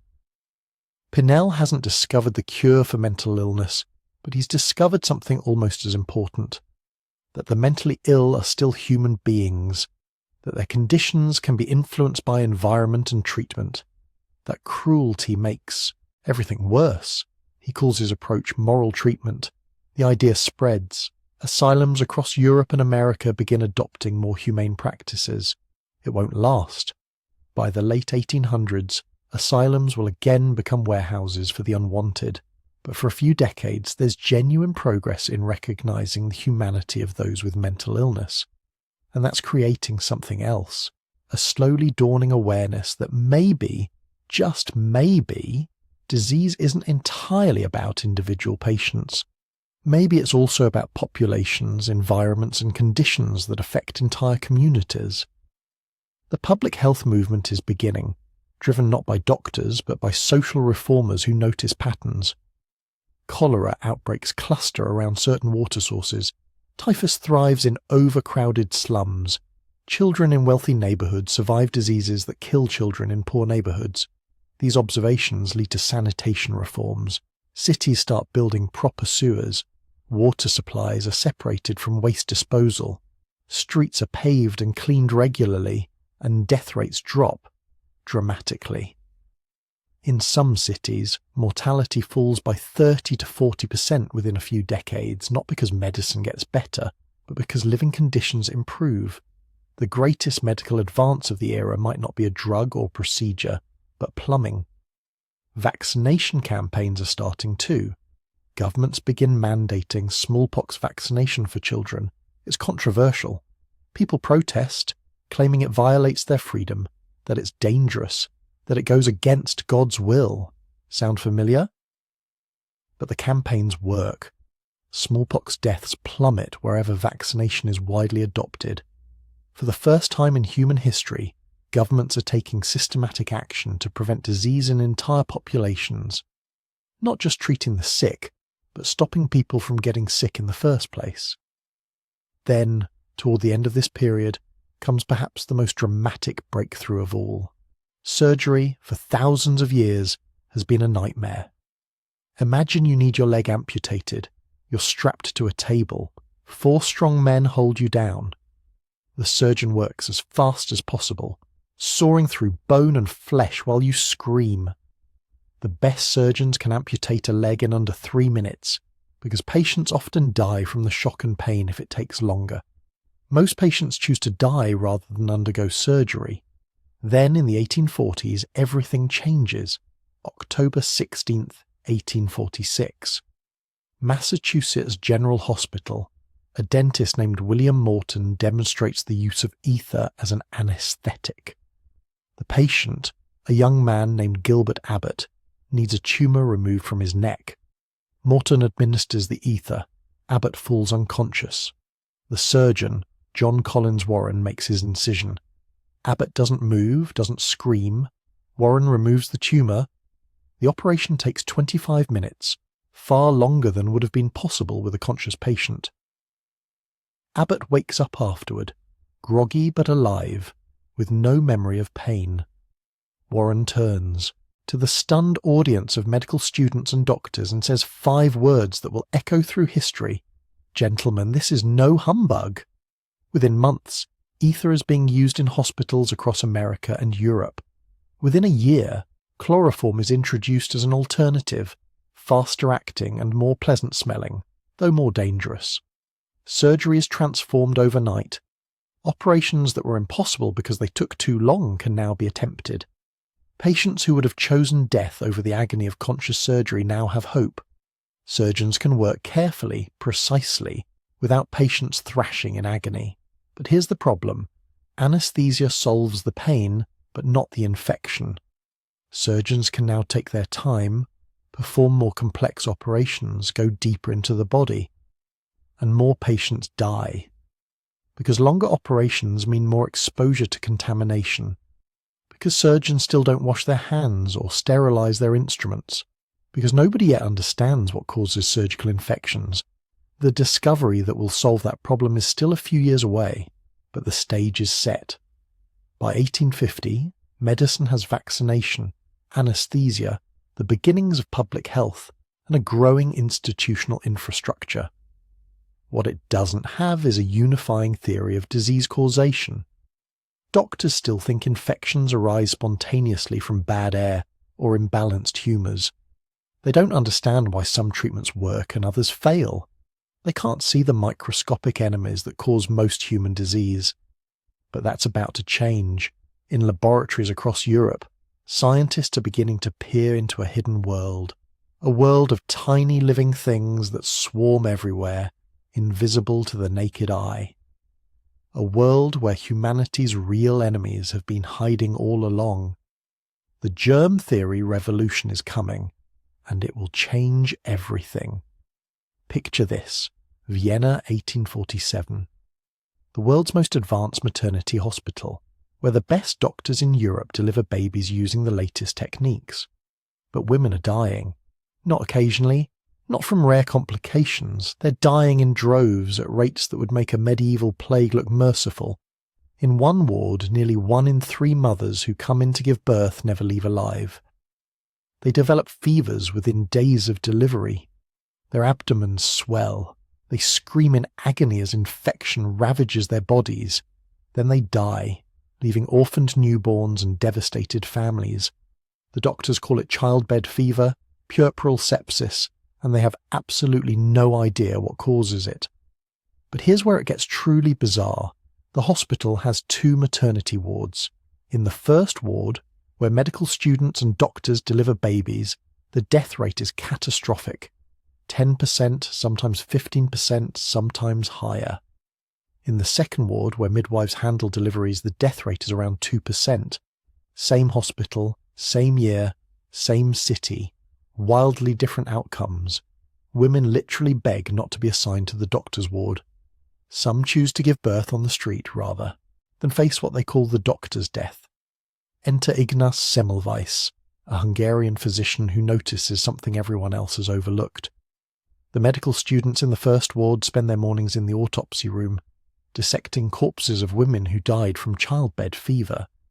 Then they walk directly to the delivery ward and examine pregnant women. Without washing their hands, without changing clothes, with particles of decayed tissue still under their fingernails. The midwives in the second ward, they never go near the autopsy room. Semmelweis makes a connection that seems obvious now but was revolutionary then. What if the doctors are carrying something from the dead bodies to the living mothers? What if death itself is somehow transferable, invisible particles of mortality passing from corpse to patient through the doctor's contaminated hands? He proposes something radical. What if everyone washed their hands with chlorinated lime solution before examining patients? His colleagues think he's insane. The idea that educated gentlemen physicians could be causing disease was insulting, ridiculous. Doctors were healers, not killers. Their social status, their years of education, their refined manner, these things meant they couldn't possibly be vectors of death. But Semmelweis implements his hand-washing protocol anyway, and the death rate in the first ward plummets from 15% to less than 2% in a single month. Hundreds of women who would have died continue living. It's one of the most dramatic medical interventions in history. You'd think this would make Semmelweis a hero. You'd be wrong. His colleagues are outraged. The implication that they've been killing patients through their own carelessness is too much to bear. They mock him, ostracize him, eventually drive him out of Vienna entirely. Semmelweis becomes increasingly bitter and erratic. He writes open letters to prominent physicians calling them murderers. He's not wrong, but he's not winning allies either. In 1865, at age 47, he's committed to an insane asylum. 2 weeks later, he's dead, possibly beaten by guards, his hands ironically infected with the same kind of sepsis he'd spent his career fighting. The medical establishment barely notices his passing. But something was happening that would vindicate Semmelweis posthumously. While he was fighting and failing to convince doctors to wash their hands, other scientists were discovering what he had suspected all along.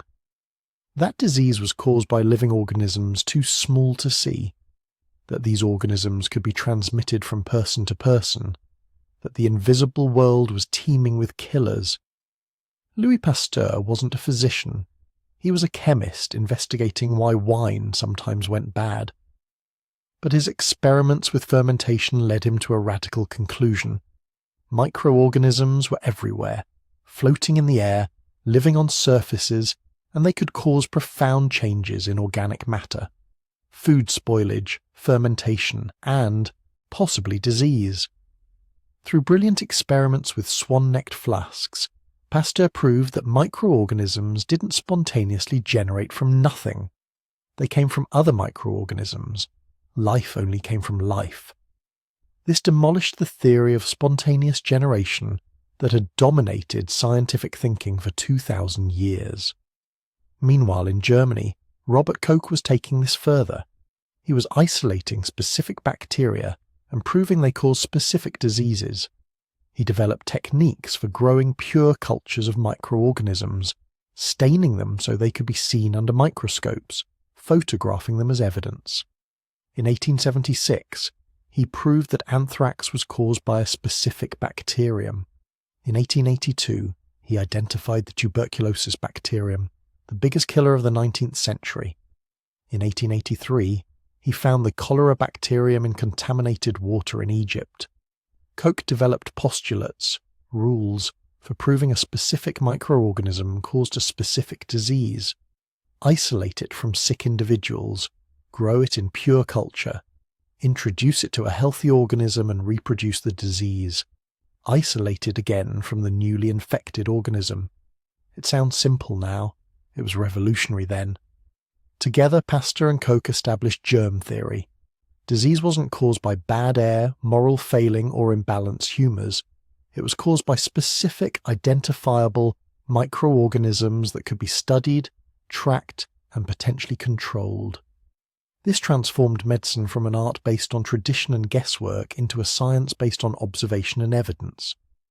For the first time in 300,000 years of human history, doctors actually understood what they were fighting. But understanding germs and stopping them were different challenges. Enter Joseph Lister, a British surgeon who read Pasteur's work and had a revelation. If microorganisms caused fermentation and food spoilage, maybe they caused the horrific infections that killed half of all surgery patients. The gangrene, the pus, the fever, maybe these weren't inevitable consequences of cutting into human bodies. Maybe they were preventable infections. In 1865, the same year Semmelweis died in an asylum, Lister began spraying surgical wounds with carbolic acid to kill microorganisms. The results were astonishing. Survival rates for amputations improved from 50% to 85% almost immediately. Lister developed increasingly sophisticated antiseptic techniques, sterilizing instruments, cleaning surgical sites, creating barriers between the open wound and the contaminated air. Mortality rates continued to plummet. Surgery went from a desperate last resort where death was expected to a routine medical procedure where survival was normal. Think about what this meant. For all of human history, surgery had been a horror show. Screaming patients held down by strong men while surgeons worked as fast as possible to minimize trauma and blood loss. No anesthesia until the 1840s, no understanding of infection. Success meant surviving the procedure, and the inevitable fever that followed. Now, suddenly, surgery was becoming safe. Doctors could take their time, work carefully, attempt complex procedures that would have been death sentences a generation earlier. The human body, previously a fortress that could barely be breached without killing the patient, was becoming accessible to medical intervention. Then in 1895, something happened that sounds like science fiction. Wilhelm Röntgen, a German physicist, was experimenting with cathode rays in his laboratory. He noticed something strange. A fluorescent screen across the room was glowing, even though it wasn't in the direct path of the rays. He put various objects between the cathode ray tube and the screen: wood, metal, paper. Some blocked the mysterious rays, others didn't. Then he put his hand in front of the screen and saw something no human had ever seen before. The bones of his own living hand visible through his flesh like a ghostly skeleton. He had discovered X-rays. Within weeks, Röntgen's discovery spread around the world. Within months, doctors were using X-rays to locate bullets in wounded soldiers, diagnose broken bones, identify foreign objects in patients. For the first time in history, physicians could see inside living bodies without cutting them open. The implications were staggering. A technology discovered by accident in a physics laboratory immediately revolutionized medical diagnosis. The invisible world was becoming visible, and not just at the microscopic level, but inside living, breathing human beings. But seeing disease and understanding it didn't automatically mean curing it. That required a different kind of revolution. In 1909, Paul Ehrlich, a German physician and chemist, announced he'd found something he called a magic bullet, a chemical compound that could kill disease-causing microorganisms inside the human body without killing the patient. His compound, salvicin, was the 606th chemical he'd tested against syphilis. The first 605 had failed, but 606 worked. Not perfectly, not without side effects, but it worked. For the first time, doctors had a chemical weapon they could use against infectious disease. Ehrlich called it chemotherapy. The idea was revolutionary. Instead of just supporting the body while it fought infection, or cutting out diseased tissue, doctors could now introduce chemicals that would seek out and destroy pathogens. The magic bullet wasn't so magic. Salvarsan was toxic and difficult to administer, but it proved the concept was possible. Disease could be fought with chemistry, not just surgery and prayer. The magic bullet that would change everything came from an unlikely place. A messy laboratory in London, 1928. Alexander Fleming, a Scottish bacteriologist with a reputation for cluttered workspaces, returned from vacation to find his bacterial cultures contaminated with mould. Most scientists would have thrown them out and started over. Fleming noticed something odd. Around the mould, the bacteria were dead. The mould was killing them. He identified the mould as Penicillium notatum and isolated the compound it produced, penicillin. Then, like Semmelweis before him, he struggled to get anyone to care. Penicillin was difficult to produce, unstable, and Fleming couldn't figure out how to purify it for medical use. For over a decade, his discovery gathered dust in medical journals, while people continued dying from bacterial infections that penicillin could have cured. Then World War II started, and suddenly infected wounds were killing as many soldiers as bullets. A team at Oxford, led by Howard Florey and Ernst Boris Chain, figured out how to mass-produce penicillin. By 1944, there was enough to treat every Allied soldier who needed it. Infections that would have been death sentences became treatable with a simple injection. Pneumonia, scarlet fever, gangrene, syphilis, all suddenly manageable. Penicillin saved more lives during the Wehrmacht than any weapon destroyed. The antibiotic era had begun. Within years, researchers discovered streptomycin, effective against tuberculosis, then tetracycline, effective against a broad spectrum of bacteria, then dozens more. Infectious diseases that had killed millions, that had shaped human history, that had culled populations since the dawn of time, were becoming treatable. Child mortality plummeted. Life expectancy soared. The ancient killers, plague, cholera, typhus, were retreating before an arsenal of chemical weapons they had no defense against. But other medical breakthroughs were happening simultaneously. In 1901, Karl Landsteiner discovered blood types, explaining why some blood transfusions saved lives while others killed patients. Blood wasn't just blood. There were different types: A, B, AB, O, and mixing incompatible types caused catastrophic reactions.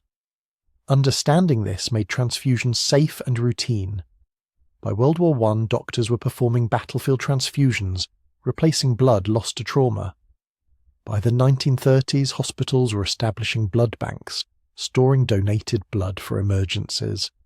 The ability to replace lost blood transformed trauma care, making survival possible for injuries that would have been invariably fatal just decades earlier. These weren't just incremental improvements. This was a complete transformation of human medicine. In 1850, doctors were still using leeches and believing in miasma. By 1945, they had antibiotics, X-rays, safe surgery, blood transfusions, and a scientific understanding of disease. The change was so rapid, so complete, that a physician from 1850 would barely recognize the medicine of 1945 as the same profession. But there was a dark side, a shadow, growing alongside all this miraculous progress. The same scientific rigor that was saving lives was being twisted to justify atrocities. Eugenics, the idea that human populations could be improved through selective breeding, gained scientific respectability. In the United States, over 60,000 people were forcibly sterilized. In Nazi Germany, eugenics provided pseudo-scientific justification for genocide. Medical doctors, trained to heal, designed the gas chambers, selected victims, conducted grotesque experiments on concentration camp prisoners, all in the name of scientific progress and racial purity. The Tuskegee syphilis study, beginning in 1932, left hundreds of black men untreated for syphilis, even after penicillin was proven effective, just to study the disease's natural progression. Japanese Unit 731 conducted biological warfare experiments on Chinese prisoners, vivisection without anesthesia, deliberate infection with plague and cholera, frostbite experiments. These weren't rogue actors. These were trained physicians, products of the same scientific revolution that was saving millions of lives. Medicine had become powerful, more powerful than ever before in human history. And like all power, it could be used to heal or to harm, to save or to destroy. The germ theory revolution had given humanity the tools to fight disease on a scale previously unimaginable. But it had also revealed something troubling. That scientific knowledge without ethical restraint was dangerous. That medicine needed more than just technical skill. It needed moral boundaries, patient rights, oversight, and accountability. By 1945, as World War II ended and the extent of medical atrocities became public, the medical community faced a reckoning. The Nuremberg trials would establish principles for ethical human experimentation. The World Medical Association would create the Declaration of Geneva, a modern version of the Hippocratic Oath, emphasizing patient welfare and medical ethics. Medicine would have to be more than just effective. It would have to be ethical. But even as doctors grappled with these dark revelations, the pace of medical innovation was accelerating. The war had proven what was possible when resources and urgency aligned.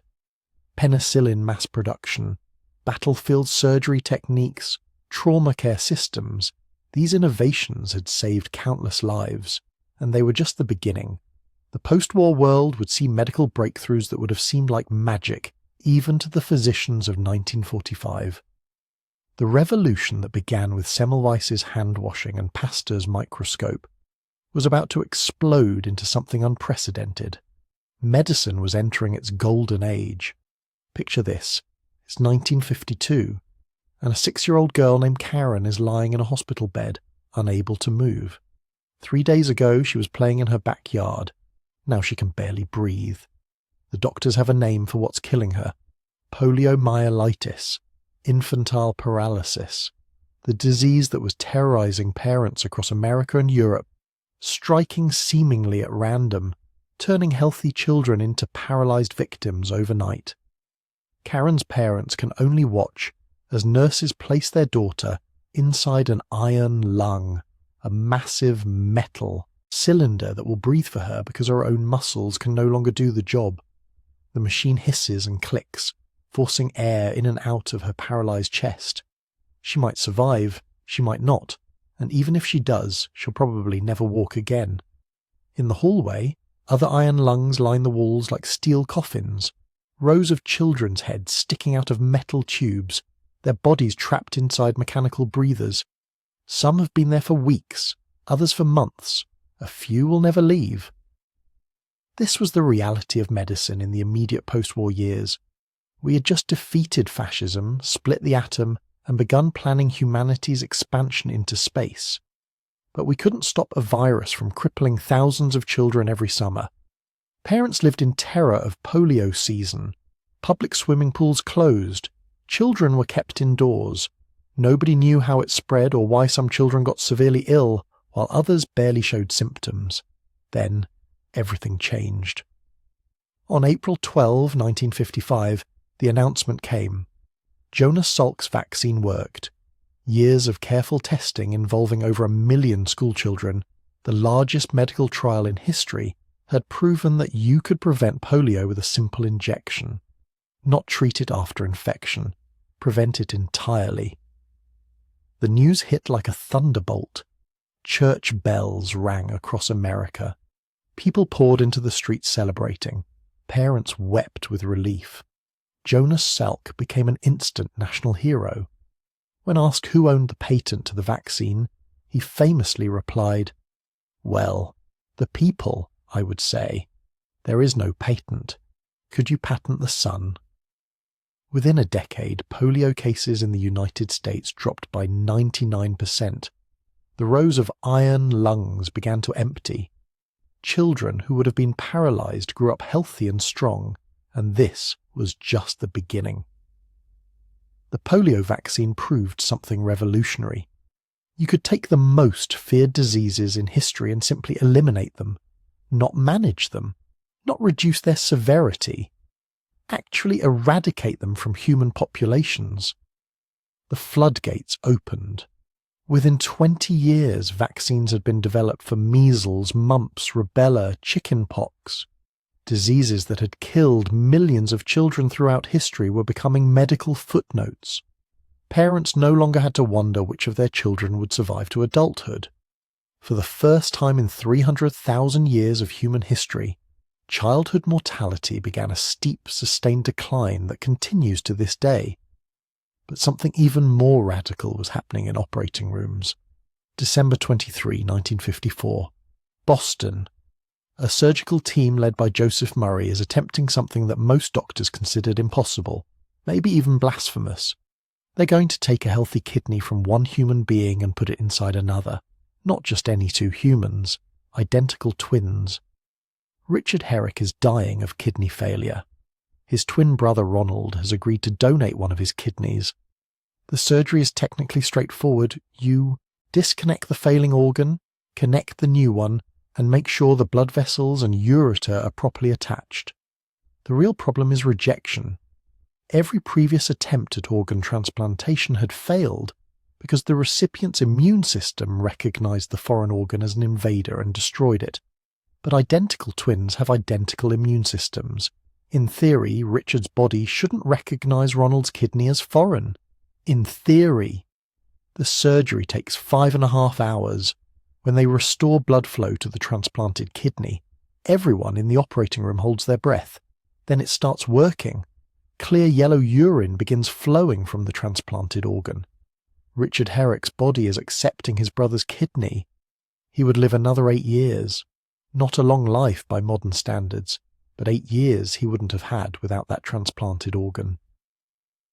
The era of transplant surgery had begun, but the twin transplant was just a proof of concept. The real challenge was figuring out how to transplant organs between non-identical people. How do you stop the immune system from rejecting foreign tissue without completely destroying the body's ability to fight infections? The answer came in stages.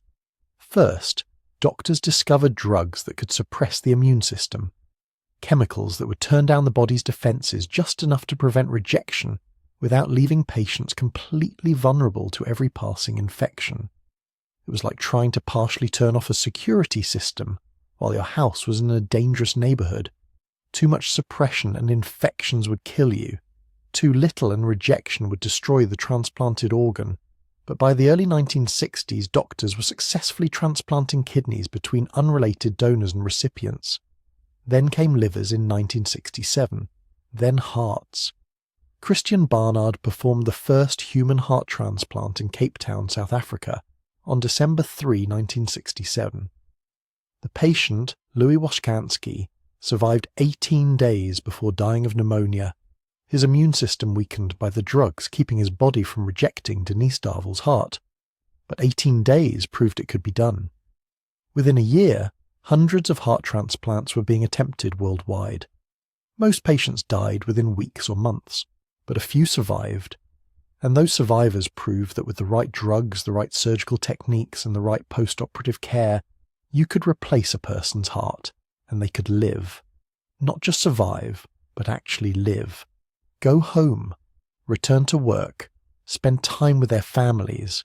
Organ transplantation created a medical and ethical revolution. Suddenly doctors had to define death in entirely new ways. For all of human history, death meant your heart stopped beating. But now hearts could be restarted, even replaced. The concept of brain death emerged in the late 1960s, the idea that a person could be legally dead even though their heart was still beating, if their brain had irreversibly ceased functioning. This wasn't just medical philosophy, it was practical necessity. The best organs for transplantation come from people who are brain dead, but whose hearts are still pumping, keeping the organ supplied with oxygenated blood until they can be harvested. Harvested. Even the language reveals how radical this transformation was. Human organs became transplantable resources, bodies became potential donors, death became an opportunity to save lives. By the year 2000, doctors were routinely transplanting kidneys, livers, hearts, lungs, pancreases, even faces. The impossible had become standard procedure. But while surgeons were physically replacing organs, other scientists were figuring out how to read and eventually rewrite the instruction manual that builds them. February 28, 1953, the Eagle Pub in Cambridge, England. Francis Crick walks in and announces to everyone present that he and James Watson have just discovered the secret of life. Most people in the pub probably thought he was drunk. He wasn't. He and Watson had just worked out the structure of DNA, deoxyribonucleic acid, the molecule that carries genetic information in every living cell. The double helix. Two strands twisted around each other like a spiral staircase, with the rungs made of chemical bases that pair up in specific ways. Adenine always pairs with thymine. Guanine always pairs with cytosine. This wasn't just elegant biochemistry.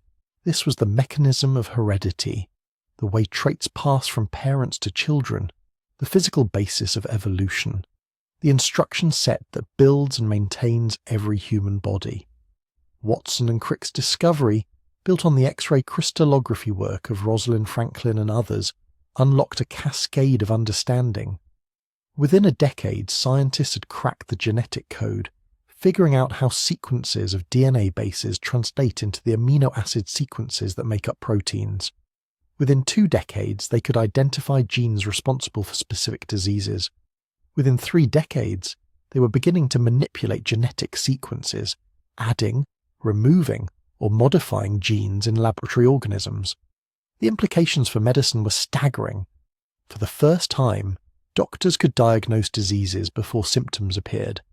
A blood test could reveal whether you carried genes for cystic fibrosis, sickle cell anemia, Huntington's disease, or hundreds of other genetic conditions. Parents could know whether their unborn children would develop devastating genetic diseases. This raised as many ethical questions as it answered medical ones. What do you do with information about diseases that won't manifest for decades? Do you have a right not to know your genetic future? Should parents be able to select embryos based on genetic testing? These questions would become increasingly urgent as genetic medicine advanced. But in the immediate term, understanding DNA revolutionized how doctors understood disease. Cancer, which had mystified physicians for millennia, turned out to be fundamentally a genetic disease. Not necessarily inherited, but caused by mutations that damaged the genes controlling cell division. Heart disease, diabetes, Alzheimer's all had genetic components that could be studied, understood, and eventually targeted with treatments. By the 1990s, an international consortium was working on the Human Genome Project, an effort to map every single gene in human DNA. The complete instruction manual for building a human being. When it was completed in 2003, just after our time period but launched well within it, it would contain 3 billion base pairs of data, the recipe for humanity. While scientists were learning to read the body's instruction manual, other researchers were learning to see inside the body without cutting it open.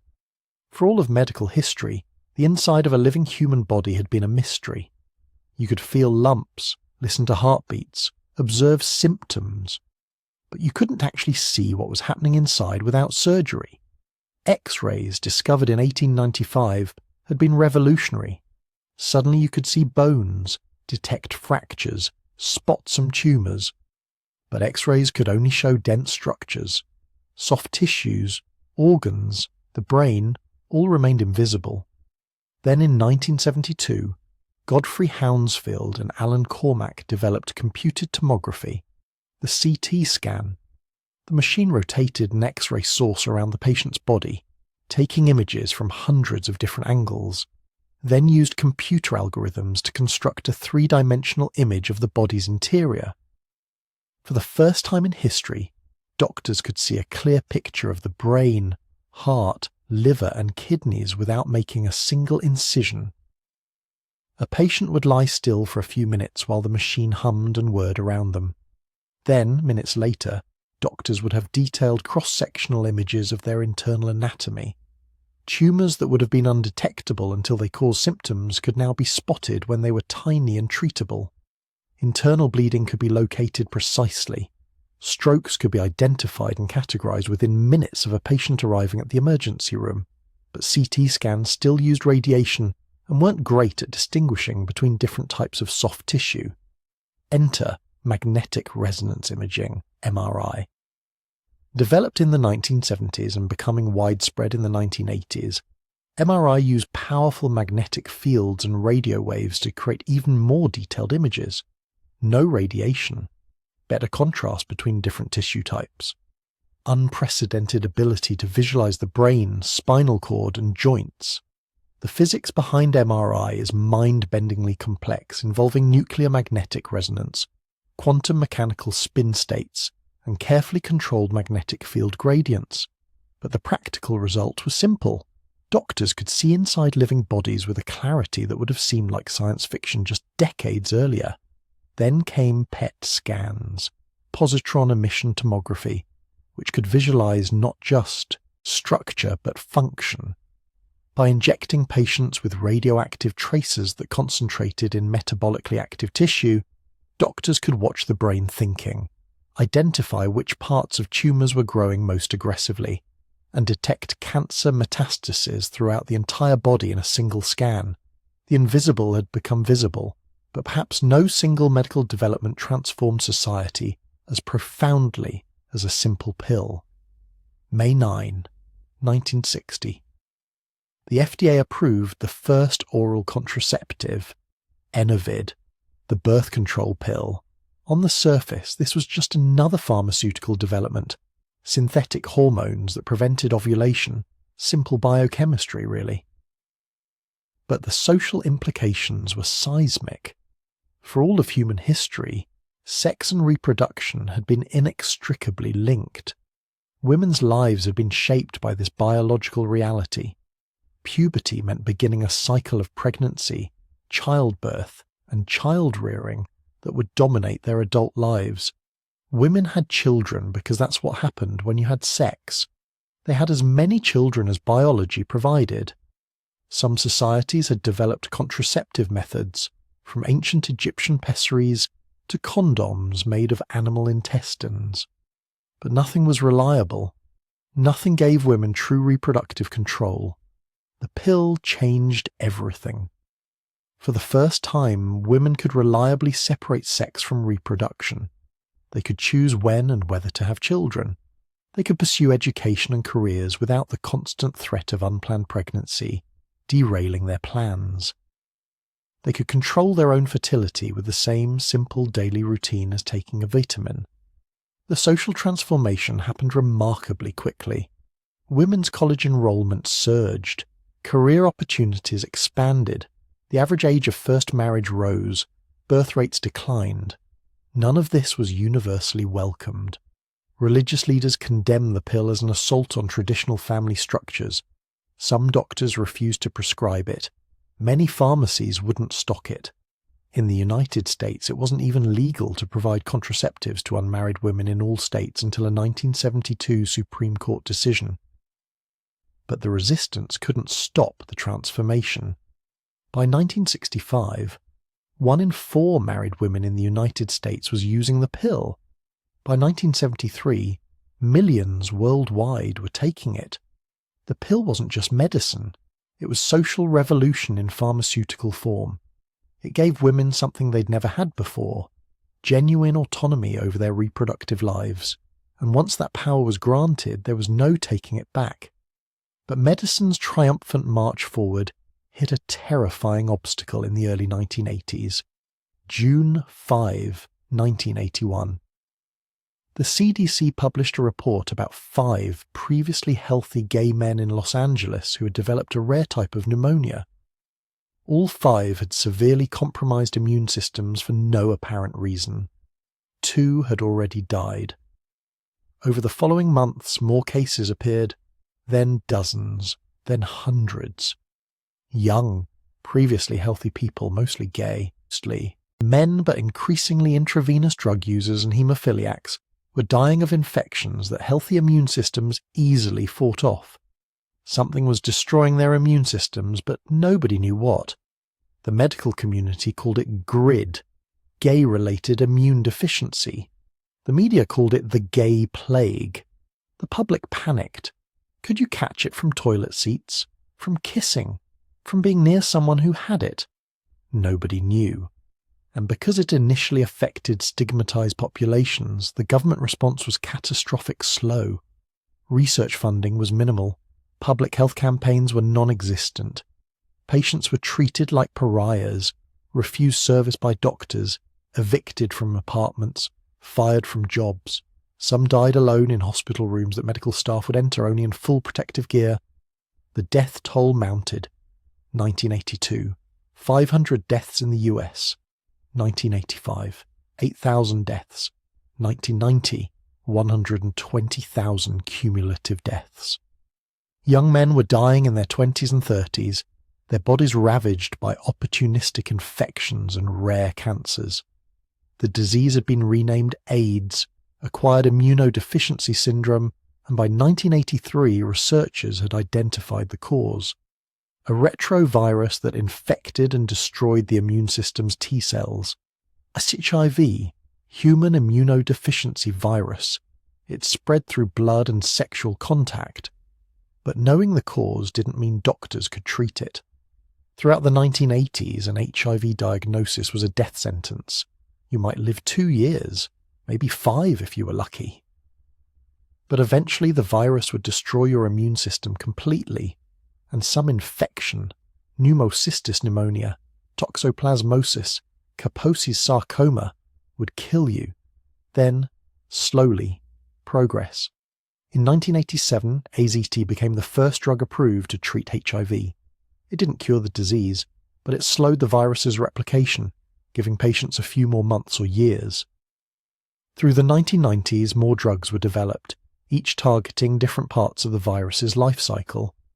The breakthrough came with highly active antiretroviral therapy, HAART, cocktails of multiple drugs that could suppress the virus so effectively that it became undetectable in patients' blood.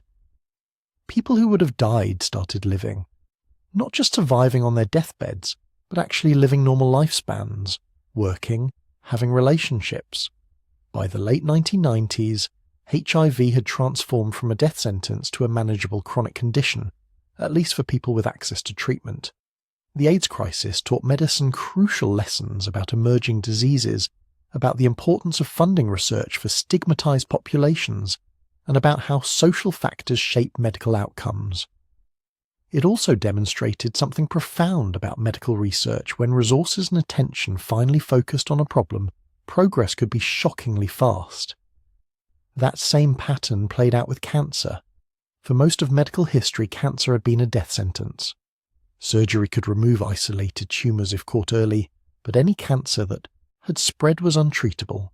The disease was fundamentally mysterious. Why did cells suddenly start dividing uncontrollably? Why did cancer spread? Why did some cancers respond to treatments while others didn't? Through the post-war period, understanding grew, and with it treatment options. Radiation therapy improved, with better targeting and fewer side effects. Chemotherapy, discovered almost by accident when scientists noticed that mustard gas destroyed fast-growing cells, became increasingly sophisticated. Different drugs targeted different aspects of cell division. Cocktails of multiple chemotherapy agents could attack cancer on multiple fronts simultaneously. But the treatments were brutal. Chemotherapy couldn't distinguish between cancerous cells and other fast-growing cells like those in hair follicles, digestive tract linings, and bone marrow. Patients lost their hair, suffered terrible nausea, and became vulnerable to infections as their immune systems were decimated. The question was always whether the treatment would kill the cancer before it killed the patient. By the 1980s and 90s, treatments were becoming more targeted. Researchers were identifying specific molecules on cancer cells that could be targeted with designer drugs. Tamoxifen for breast cancer blocked estrogen receptors. Gleevec for chronic myeloid leukemia targeted a specific protein produced by a genetic mutation. These weren't chemotherapy in the traditional sense. They were targeted therapies designed to kill cancer cells while leaving normal cells relatively unharmed. Cancer survival rates began a steady climb.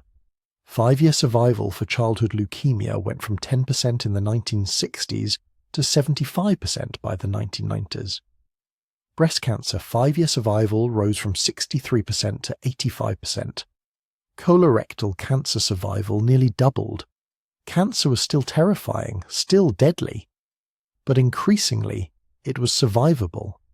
The transformation came from systematic research, carefully designed clinical trials that tested new treatments against existing ones, and rigorous statistical analysis of outcomes. This was evidence-based medicine in action, and evidence-based medicine was revolutionizing every aspect of healthcare. For most of medical history, treatments were based on tradition, theory, and individual doctors' experiences. Some doctor somewhere tried something, thought it worked, and taught his students to use the same treatment. Sometimes this worked well, often it didn't. Treatments that were useless or actively harmful persisted for centuries because nobody systematically tested whether they actually worked. The randomized controlled trial changed everything.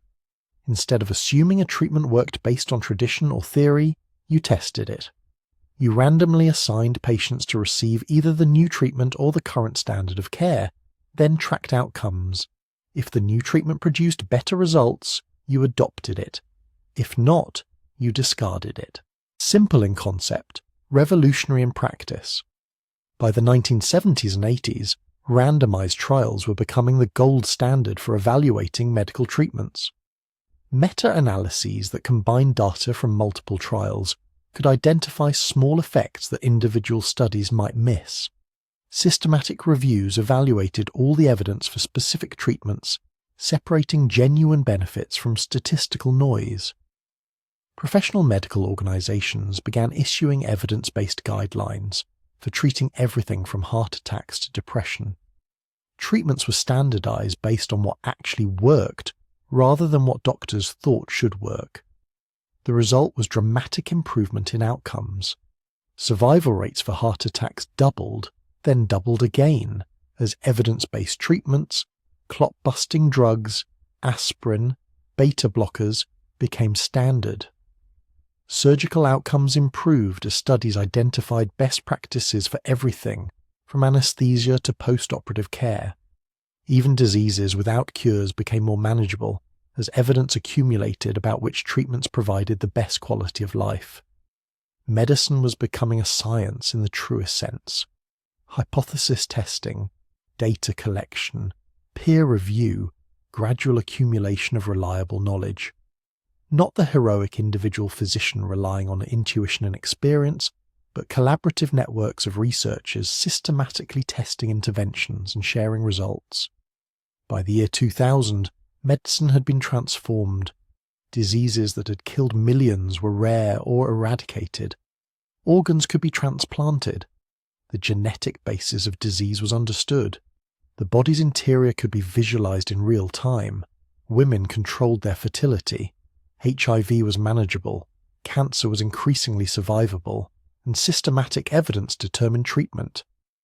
But the greatest revolution was still ahead, waiting in strings of ones and zeros in the digital networks that were just beginning to connect the world. What happened next would make everything that came before seem like a prelude. Picture this, it's February 2001, and scientists are standing in front of television cameras about to announce something that would have seemed like absolute fantasy just 50 years earlier. They've done it. They've mapped the entire human genome, all 3 billion base pairs, every gene, Every instruction written into our DNA over hundreds of thousands of years of evolution. The complete blueprint of what makes a human being human. But here's the thing. Nobody really understood what they were looking at. Sure, they had the map. They could point to specific genes and say, this one codes for eye colour, or this one is associated with certain diseases. But the genome wasn't like a simple instruction manual.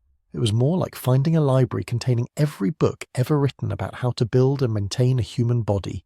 Except the books were written in a language nobody fully understood, with no index, no chapter headings, and half the pages appearing to be complete. Nonsense.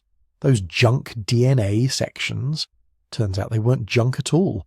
They were regulatory elements, switches that turned other genes on and off, evolutionary remnants that still played crucial roles.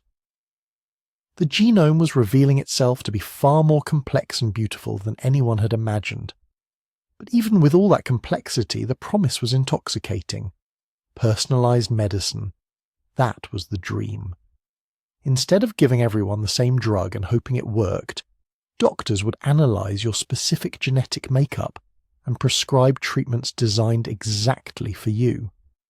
Your cancer would get medicine tailored to its unique genetic signature.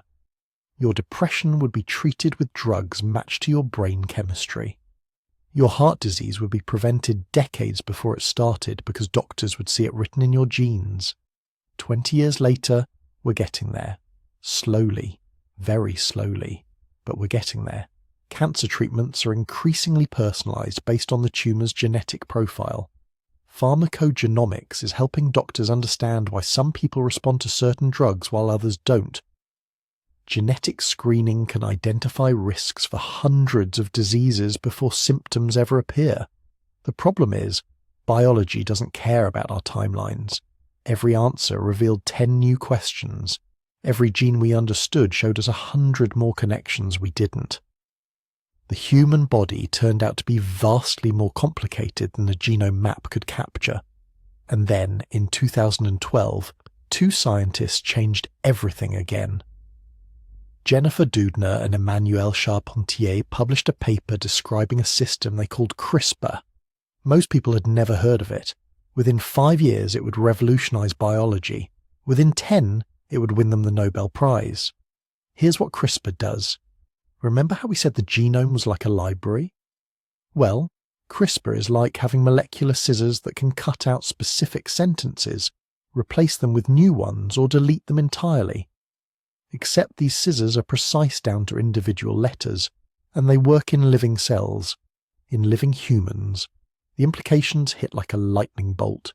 Genetic diseases that had been death sentences for thousands of years could potentially be cured. Just edit out the broken gene, replace it with a working one, done. Sickle cell disease, fixed. Huntington's, gone. Muscular dystrophy, cured. Cystic fibrosis, history. And it's actually happening. In 2023, the first CRISPR treatment was approved for sickle cell disease. Patients who had lived with excruciating pain their entire lives were walking out of hospitals cured. Not treated. Cured. Their DNA had been rewritten. The disease was gone. But here's where things get complicated. Because CRISPR doesn't just work on disease genes. It works on any genes. Height genes, intelligence genes, eye color, athletic ability, disease resistance. You could, theoretically, design your children. Pick and choose traits like ordering from a menu. This isn't science fiction anymore. This is technology that exists right now, sitting in laboratories, waiting for someone to decide how far is too far. China already crossed one line. In 2018, a scientist named He Jiankui used CRISPR to edit human embryos, creating the world's first gene-edited babies. The international scientific community responded with horror and condemnation. He went to prison. But the babies are still out there, growing up with edited genomes that will be passed to their children and their children's children. The genie doesn't go back in the bottle. We're standing at the edge of something unprecedented. For the first time in 300,000 years of human history, we can intentionally edit our own evolution. We can become the sculptors of our own genome. The question isn't whether we can do it. The question is whether we should, and who gets to decide. But gene editing isn't even the most exciting thing happening in medicine right now. While scientists were learning to rewrite DNA, other researchers were discovering something equally revolutionary. They were teaching the immune system to hunt cancer. Cancer has always been medicine's white whale. We've tried everything: surgery, radiation, chemotherapy, targeted drugs. Some work better than others, some buy time, some even cure. But cancer is tricky. It's not an invader from outside. It's your own cells gone rogue, which means your immune system often can't tell the difference between cancer and healthy tissue. Until now. CAR T-cell therapy takes your own immune cells out of your body, genetically engineers them to recognize and attack your specific cancer, multiplies them into armies of millions, then puts them back in. These reprogrammed cells are like assassins with your cancer's photograph. They hunt it down systematically, cell by cell, until it's gone. The results have been staggering. Patients with leukemia who were given months to live are now cancer-free 5-10 years later. Children who had exhausted every other treatment option are playing soccer again. This isn't incremental improvement. This is people who were supposed to die walking out of hospitals cured, but it's not perfect. The therapy is incredibly expensive, hundreds of thousands of dollars per patient. It doesn't work for everyone. Sometimes the engineered immune cells attack healthy tissue, causing dangerous side effects. And it only works for certain types of cancer so far. Blood cancers mostly. Solid tumours are proving much harder. Still, the trajectory is clear. We're not just fighting cancer anymore.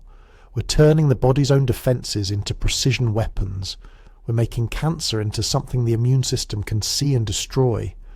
Every year, the therapies get better, work for more cancer types, cause fewer side effects. Every year, more people survive. And while all this is happening, something even stranger is emerging. Artificial intelligence is becoming better at reading medical images than human doctors. Think about what that means. A human radiologist trains for years to learn how to spot cancer on an X-ray or MRI. They look at thousands of images, developing intuition for what normal looks like and what dangerous looks like. They're good at it. Really good. But they're still human. They get tired. They have bad days. They miss things. An AI doesn't have bad days, doesn't get tired after reading 100 scans, and it's been trained on millions of images, orders of magnitude more than any human could see in a lifetime. When it looks at a chest X-ray, it's comparing it against every other chest X-ray in its training database simultaneously, finding patterns invisible to human eyes. The results are remarkable and slightly disturbing. AI systems are now detecting lung cancer on CT scans more accurately than expert radiologists. They're identifying diabetic retinopathy from eye photos. They're predicting heart attacks from routine EKGs. They're diagnosing skin cancer from smartphone photos as accurately as dermatologists with decades of experience. This isn't replacing doctors, not yet, but it's changing what doctors do. Instead of spending hours looking at scans, they're reviewing AI findings and focusing on the cases that need human judgment. Instead of missing subtle early signs of disease, they're catching cancers months or years earlier when they're still treatable. The AI handles pattern recognition. Humans handle the complex decision-making, and it's not just diagnosis. AI is designing new drugs, predicting which medications will work for which patients, even suggesting treatment plans based on thousands of similar cases. In 2020, when COVID-19 hit, AI systems helped identify potential treatments by analysing millions of compounds in weeks, work that would have taken human researchers years. But perhaps the most revolutionary change isn't happening in hospitals at all. It's happening in your pocket. Your smartphone has more medical monitoring capability than a hospital intensive care unit had 30 years ago, and it's connected to the entire world's medical knowledge through the internet. Telemedicine went from niche curiosity to mainstream necessity, basically overnight during the COVID pandemic. Suddenly, Millions of people were seeing doctors through video calls, getting prescriptions without leaving home, monitoring chronic conditions with apps and wearable sensors. The result? Healthcare that had required physical presence for thousands of years was suddenly available to anyone with an internet connection. Rural communities with no local doctors got access to specialists hundreds of miles away. Elderly patients with mobility issues could get care without travelling. People in developing countries could consult with experts in wealthy nations. Geography stopped being a barrier to healthcare, at least partially. Your smartwatch is monitoring your heart rhythm continuously, alerting you to arrhythmias before you feel symptoms. Apps are tracking your blood sugar, blood pressure, sleep quality, activity levels. Your phone's camera can check for skin cancer. AI chatbots can provide preliminary diagnosis and medical advice 24/7. We're carrying Star Trek tricorders in our pockets and barely noticing. But this creates new problems. Digital divides leaving poor and elderly populations behind. Privacy concerns about who has access to your continuous health data. The challenge of separating good medical information from dangerous misinformation online. Technology is democratizing healthcare access while simultaneously creating new forms of inequality. Meanwhile, in laboratories around the world, scientists are building organs, actual human organs, from scratch, using 3D printers. It sounds impossible, but it's happening. Researchers have successfully printed skin, bone, cartilage, even blood vessels. They're working on livers, kidneys, hearts. The process is remarkable. Start with a patient's own cells, grow them in the lab, combine them with specialized bioinks, then print them layer by layer following a digital blueprint. The result is living tissue that's genetically identical to the patient, meaning zero risk of rejection. We're not there yet. The organs being printed now are simple structures for research, but the progress is accelerating. Within a decade, we might have printed organs ready for transplant. Within 2, organ shortage could be history. Instead of waiting years for a donor kidney, you'd just print one using your own cells. No waiting lists. No anti-rejection drugs. No hoping someone else's tragedy gives you a second chance at life. The implications extend beyond transplants. Printed tissue is letting researchers test new drugs on actual human organs without risking patients. They're studying diseases in lab-grown tissue that perfectly matches the patient. They're creating models of conditions that were impossible to study before. We're moving from treating disease to understanding it at a level that was unimaginable 20 years ago. And then there's the microbiome, the trillions of bacteria, viruses and fungi living in and on your body right now. We used to think of them as passengers, harmless hitchhikers, maybe occasionally causing infections, but mostly irrelevant to health. We were spectacularly wrong. Your microbiome isn't just along for the ride, it's actively controlling huge aspects of your health. Gut bacteria are manufacturing vitamins, training your immune system, even producing neurotransmitters that affect your mood and behavior. The composition of your microbiome influences your risk for obesity, diabetes, depression, autoimmune diseases, possibly even conditions like autism and Alzheimer's. We're not just human, we're ecosystems, walking colonies containing more bacterial cells than human cells, and those bacteria have enormous power over our health and behavior. Disturb the ecosystem through antibiotics, poor diet or chronic stress, and diseases emerge. Restore balance, and health returns. This is spawning entirely new approaches to medicine. Fecal microbiota transplants, which are exactly what they sound like, are curing life-threatening intestinal infections that resisted all antibiotics.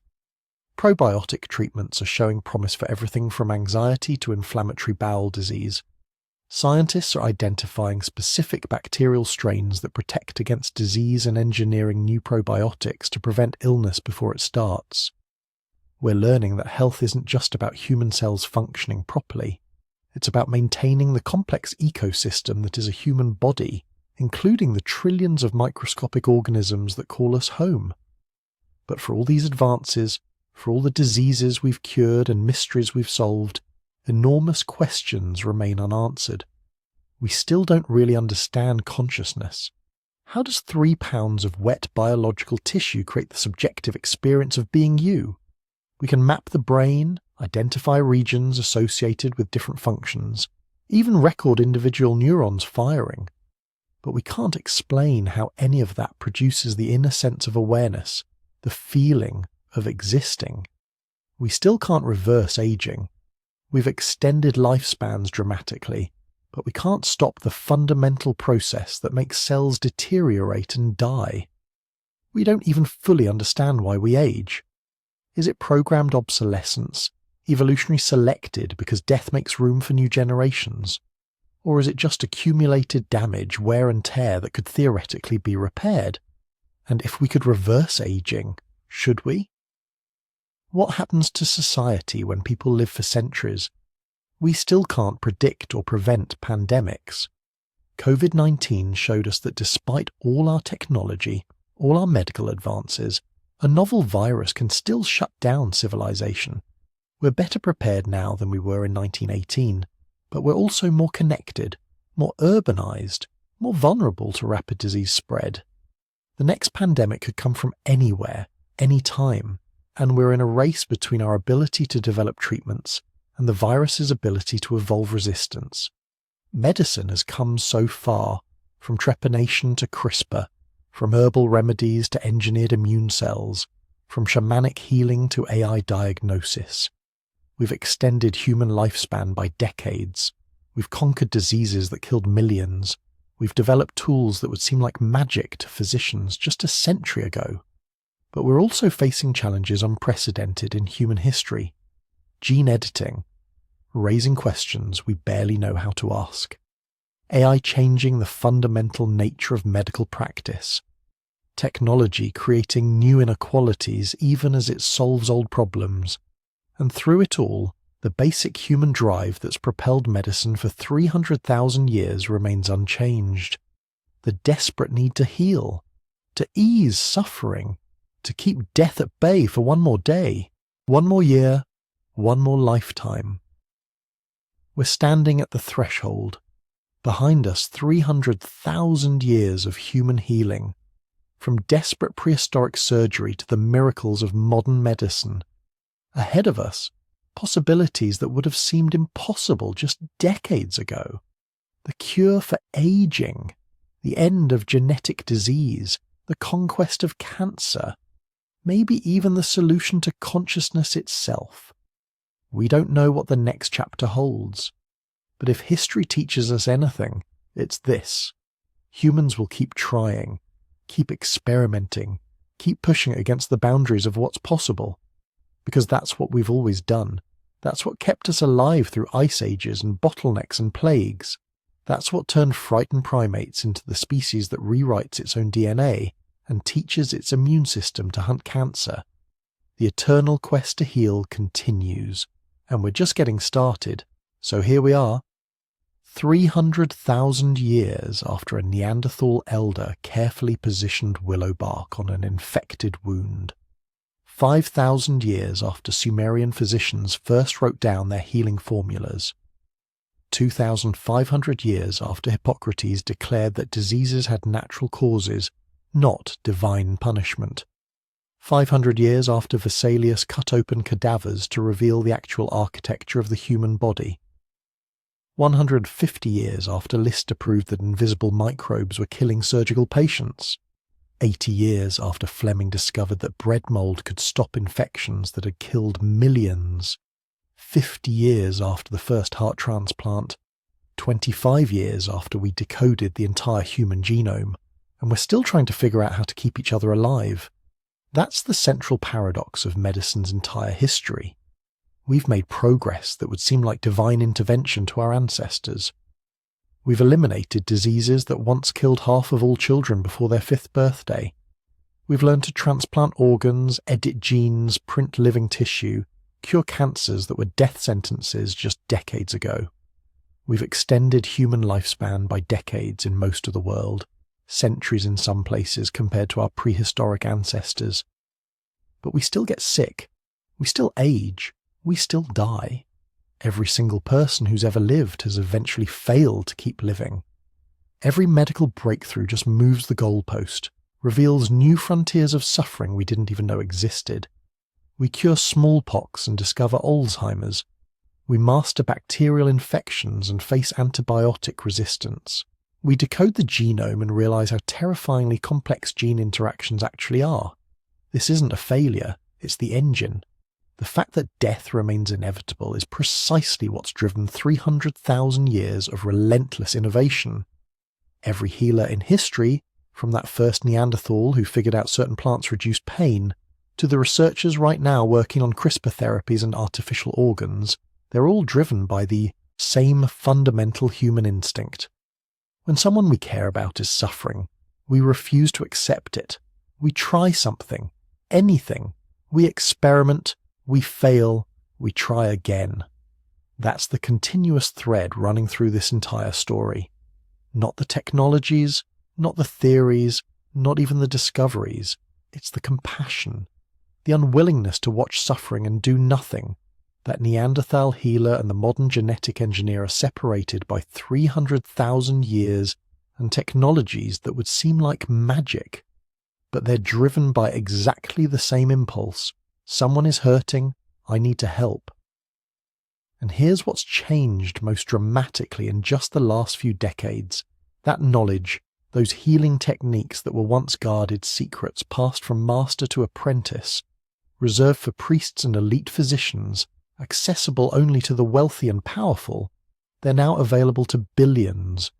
You can access more medical information on your phone right now than existed in all the libraries of ancient Alexandria.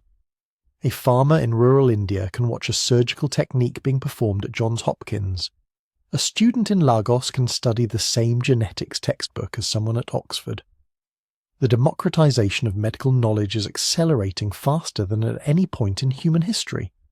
And it's creating healers in places and ways we never imagined. Citizen scientists discovering new drug interactions. Patient communities sharing treatment experiences faster than academic journals can publish. Open source medical devices being 3D printed in resource-poor areas. We're all part of this story now. Every time you make a healthcare decision, share medical information, support research, or simply refuse to accept that suffering is inevitable, you're continuing a quest that started when our ancestors were still sharing the world with multiple human species. So here's what I want you to do. First, if this journey through 300,000 years of human healing sparked something in you, hit that like button. Drop a comment telling me where in the world you're watching from, because this is a global story, and I want to see how far it's reaching. Subscribe if you want more deep dives into the forces that shaped human history, because we're just getting started. And if you really want to support this channel and get some extras, there's a membership option that helps me keep making these deep explorations into human history. But most importantly, remember this. Every medical breakthrough you've heard about today, from herbal remedies to gene editing, started the same way, with someone looking at suffering and refusing to accept it as inevitable. That impulse hasn't changed in 300,000 years, and as long as humans exist, it never will. The quest continues, and we're all part of it.